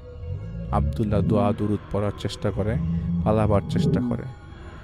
পালাবার সময় তার পেছনে শুধু একটা বাড়ি দেওয়ার শব্দ আসে। আব্দুল্লাহ বের হবার রাস্তা খুঁজে পাচ্ছিল না। করবে বুঝতে না পেরে দ্বিতীয় তলা থেকেই নিচে লাফ দেয়। পায়েও বুকে বেশ ব্যথা পায়। তারপরেও সে হামাগুড়ি দিয়ে দেয়াল পর্যন্ত যায়। তার উঠে দাঁড়াবার মতো শক্তি ছিল না। আব্দুল্লাহ দেয়ালেই হেলান দিয়ে বসে বাড়ির দিকে তাকিয়ে থাকে, আর ব্যথার যন্ত্রণায় মনে আর তখন ভয় কাজ করছিল না। অন্যদিকে হাম্মাদের ভাষ্য মতে পরিকল্পনা অনুযায়ী আব্দুল্লাহ নিচের তলা দেখবে, হাম্মাদ আর হামিদ উপরের তলা দেখবে। যথাযথভাবে তারা দ্বিতীয় তলায় আসে। এদিক সেদিক খুঁজতে থাকে, দেখে কিছুই নেই। তৃতীয় তলায় এসে এদিক সেদিক দেখে কিছুই নেই। চতুর্থ তলায় এসে হাম্মাদ হামিদকে বলছিল, তুমি এখানে দাঁড়াও, আমি সামনে দেখে আসি। এই কথা বলে হামিদ সামনের দিকে দেখতে যায়। কিছুটা সামনে যেতেই দেখেই হামিদ তার মোবাইল ফ্ল্যাশ বন্ধ করে দেয়। হাম্মাদ প্রথমে বিষয়টা স্বাভাবিকভাবে নিচ্ছিল। কিছু সময় হয়ে যায়, হামিদের আর কোনো খবর নেই। হাম্মাদ ডাকাডাকি করে, কিছুটা সামনে যায় দেখার জন্য। সে সেখানে কারো অস্তিত্বই টের পায় না। হাম্মাদ বলে, এই মাত্র না হামিদ ঢুকলো ভিতরে। অবাক হয়ে যায়। হাম্মাদ ফিরে আসবে সে সময় তার কাছে মনে হলো তার পেছনে কেউ দাঁড়িয়ে আছে। হাম্মাদ তখন একটু হাসিয়ে দিয়ে বলে, হামিদ, এখন মজা করার সময় না, বের হয়ে আসো। কথা বলে হাম্মাদ আবারও সেদিক দিকে তাকিয়ে দেখতে থাকে। হাম্মাদ এবার বেশ বিরক্ত হয়ে যায়, আর হাম্মাদ এবার আব্দুল্লাহ আর হামিদকে ডাকতে থাকে, কিন্তু কারো কোনো সাড়া নেই। হঠাৎ হাম্মাদ নিচ থেকে দৌড়ানোর শব্দ পায়। হাম্মাদ হঠাৎ তার কানে ফিস ফিস করে শব্দ শুনতে পায়। রাকানকে পাওয়া গেছে ছাদের উপর। হাম্মাদ এই কথা শুনে পেছনে ঘুরতে না ঘুরতেই অনেক দ্রুত দৌড় দিয়ে চলে যায়। হাম্মাদ এবার আরো বেশি রাগান্বিত হয়। এক দৌড় দিয়ে 4 তলার ছাদে যায়। এদিক সেদিক দেখার পর হাম্মাদ ছাদের শেষ প্রান্তে রাকানকে দেখতে পায়। সে একটি কোণায় এক পায়ে দাঁড়িয়ে আছে, আরেকটি পা সামনে উঁচু করে রেখেছে। 2 হাত মাথার পেছনে দিয়ে দাঁড়িয়ে আছে। হাম্মাদ সামনে গিয়ে প্রথমে মুখে ফ্ল্যাশ ধরে, দেখে রাকানের চোখ বন্ধ, চোখের পাতা একটু নীল বর্ণ, শরীরের রগগুলা কেমন স্পষ্ট পরিস্ফুট, মুখ সাদা ফ্যাকাশে, কালো ঠোঁট, গলার রগগুলো স্পষ্ট ভিজিবল। এটা দেখে হাম্মাদ কিছুটা ভয় পেয়ে যায়। হাম্মাদ এদিক সেদিক আবারও দেখতে থাকে এবং ওর চোখ যায় ছাদের আরেক প্রান্তের দিকে।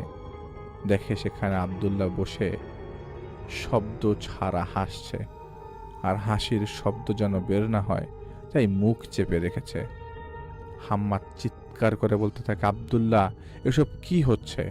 এটা কি কোনো ধরনের মজা হতে পারে? তবে আব্দুল্লাহ হা হা করে জোরে জোরে হেসে বলে, এটা মজা নয়, এটা খেলা। কে জিতে আর কে হারে এই খেলা। হা হা করে হাসতে হাসতে মাটিতে থাপ্পড় দিতে দিতে শুয়ে পড়ে আব্দুল্লাহ। এই হাসিটা শেষ হচ্ছিল না।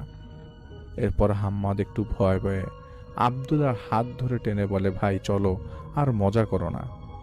একথা শুনতেই আব্দুল্লাহর হাসি বন্ধ হয়ে যায়। রাগান্বিতভাবে দাঁত কিটমিট করে বলতে থাকে, বললাম না এটা মজা নয়। এটা খেলা? হাম্মাদ বলে, এটা কিসের খেলা? জবাবে আব্দুল্লাহ বলে, এই বেটা, কিসের খেলা জানিস না? কে শুরু করছিল আর কে শেষ করবে? হাসতে হাসতে আব্দুল্লাহ দৌড় দিয়ে গিয়ে এক পায়ে দাঁড়িয়ে থাকা রাকানের বুকে লাথি মেরে ফেলে দেয় নিচে। এটা দেখে হাম্মাদ হতবাক হয়ে যায়, কি হলো বুঝেই উঠতে পারল না। আর ওইদিকে আব্দুল্লাহ হাতে তালি দিতে দিতে এক পায়ে ভর দিয়ে তালে তালে নাচছিল। হাম্মাদ ঘাবড়ে গিয়ে দৌড় দিয়ে পালানোর চেষ্টা করে। পেছন থেকে আব্দুল্লাহ বলছে, খেলা এখনো শেষ হয়নি। হাম্মাদ এক দৌড়ে নিচে নেমে যায় আর দেয়াল টপকে যায়। গাড়ির চাবি হাম্মাদের কাছে থাকায় গাড়ি নিয়ে বের হয়ে যায় সবাইকে রেখে, কারণ হাম্মাদ বুঝতে পারে পরিস্থিতি তার হাতের বাইরে। এলাকায় ফিরে কিছু মানুষজন ডেকে নিয়ে আসে, সাথে পুলিশও। সবাই মিলে দরজার তালা ভেঙে দেখে দেয়ালের সাথে হেলান দিয়ে অচেতন অবস্থায় কেউ আছে। আর একটু সামনে দেখতে পায় রাকানের দেহ পড়ে আছে, মৃতদেহ। সম্পূর্ণ বাড়ি চেক করে দ্বিতীয় তলায় হামিদের বুক কাটা লাশটা পাওয়া যায়। আব্দুল্লাহর হাম্মাদের ভিন্ন জবানে দুইজনকেই পুলিশ গ্রেফতার করে এবং প্রমাণিত হয় তারা এই খুন করেছে। দুইজন দুইজনকেই দোষারোপ করছে। আর ওইদিকে হামিদ আর রাকানের পরিবার মৃত্যুর বদলে মৃত্যুই চাচ্ছে। আব্দুল্লাহর হাম্মাদ কসম করে বলেছে তারা খুন করেনি। আব্দুল্লাহ বলেছে হাম্মাদ খুন করেছে, আর হাম্মাদ বলছিল আব্দুল্লাহ খুন করেছে। কিন্তু একই পর্যায়ে দুজনেরই মৃত্যুদণ্ড।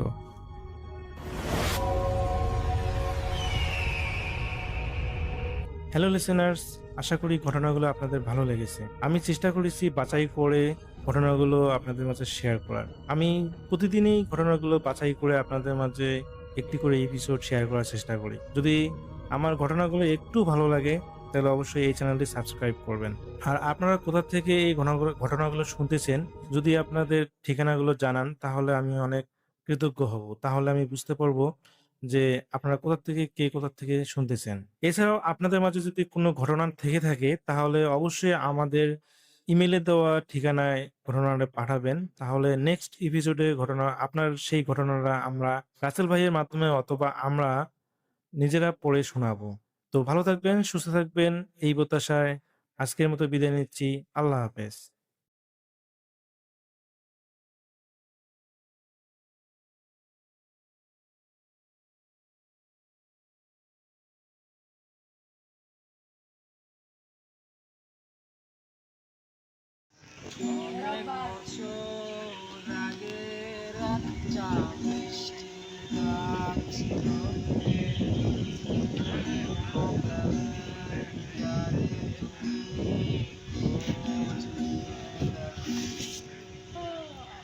অনেক বছর আগের একটা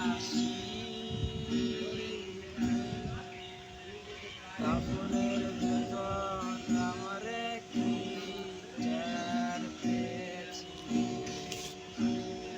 অনেক বছর আগের একটা বৃষ্টির রাত ছিল। পুরোনো কালের গানে খোঁজ দেখি। অনেক বছর আগের একটা শীতে কাপড়ের ভেতর আমার কি টের পেয়েছি। অনেক বছর আগের একটা কফির টেবিলে মদের বোতলে আমার কি নেশা করেছি।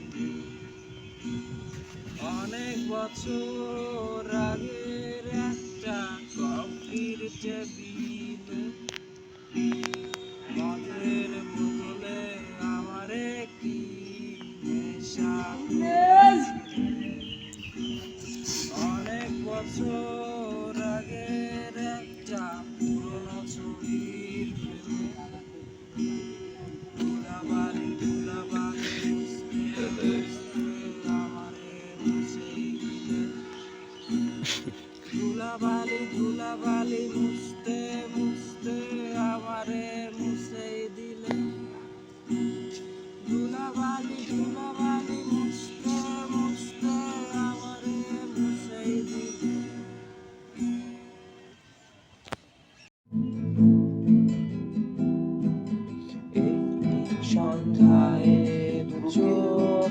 ধরে বুকের পাজরে ভেসে যায়। অবাক যোজনায় লুকিয়ে রেখেছি, ভেজা চোখ দেখাইনি তোমায়। এই অবেলায় তোমারই আকাশে নীরব আকাশে ভেসে যায় সেই ভীষণ শীতল ভেজা চোখ, কখনো দেখায়নি তোমায়। কেউ কোথাও ভালো নেই যেন সেই কতকাল আর হাতে হাত অবেলায়, কতকাল আর ভুল অবসন্ন বিকেলে ভেজা চোখ দেখায়নি তোমায়।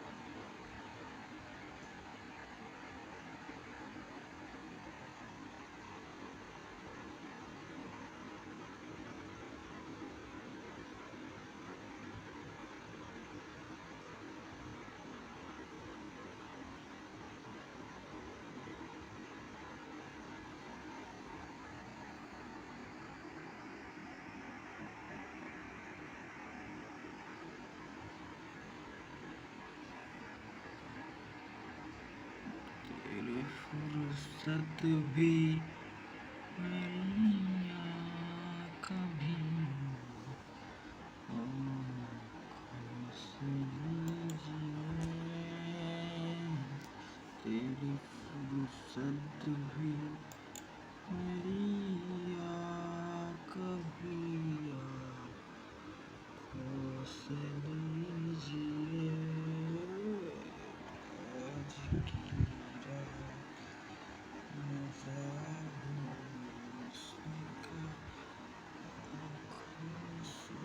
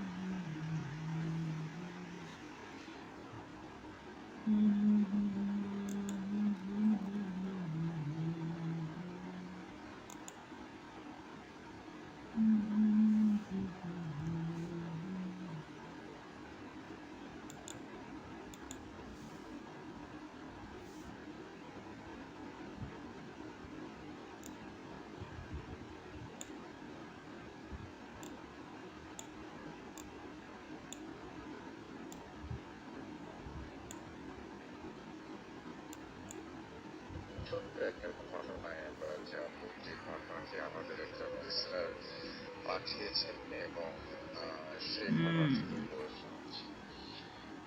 ডিয়ার রাসেল ভাই,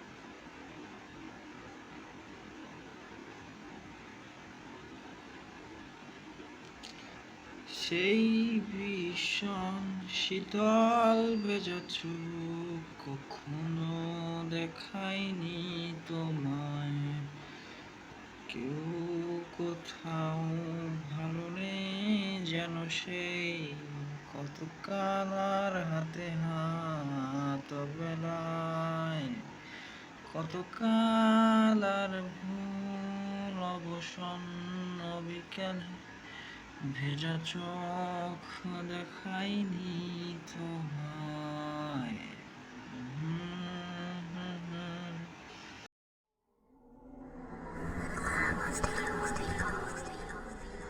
He's not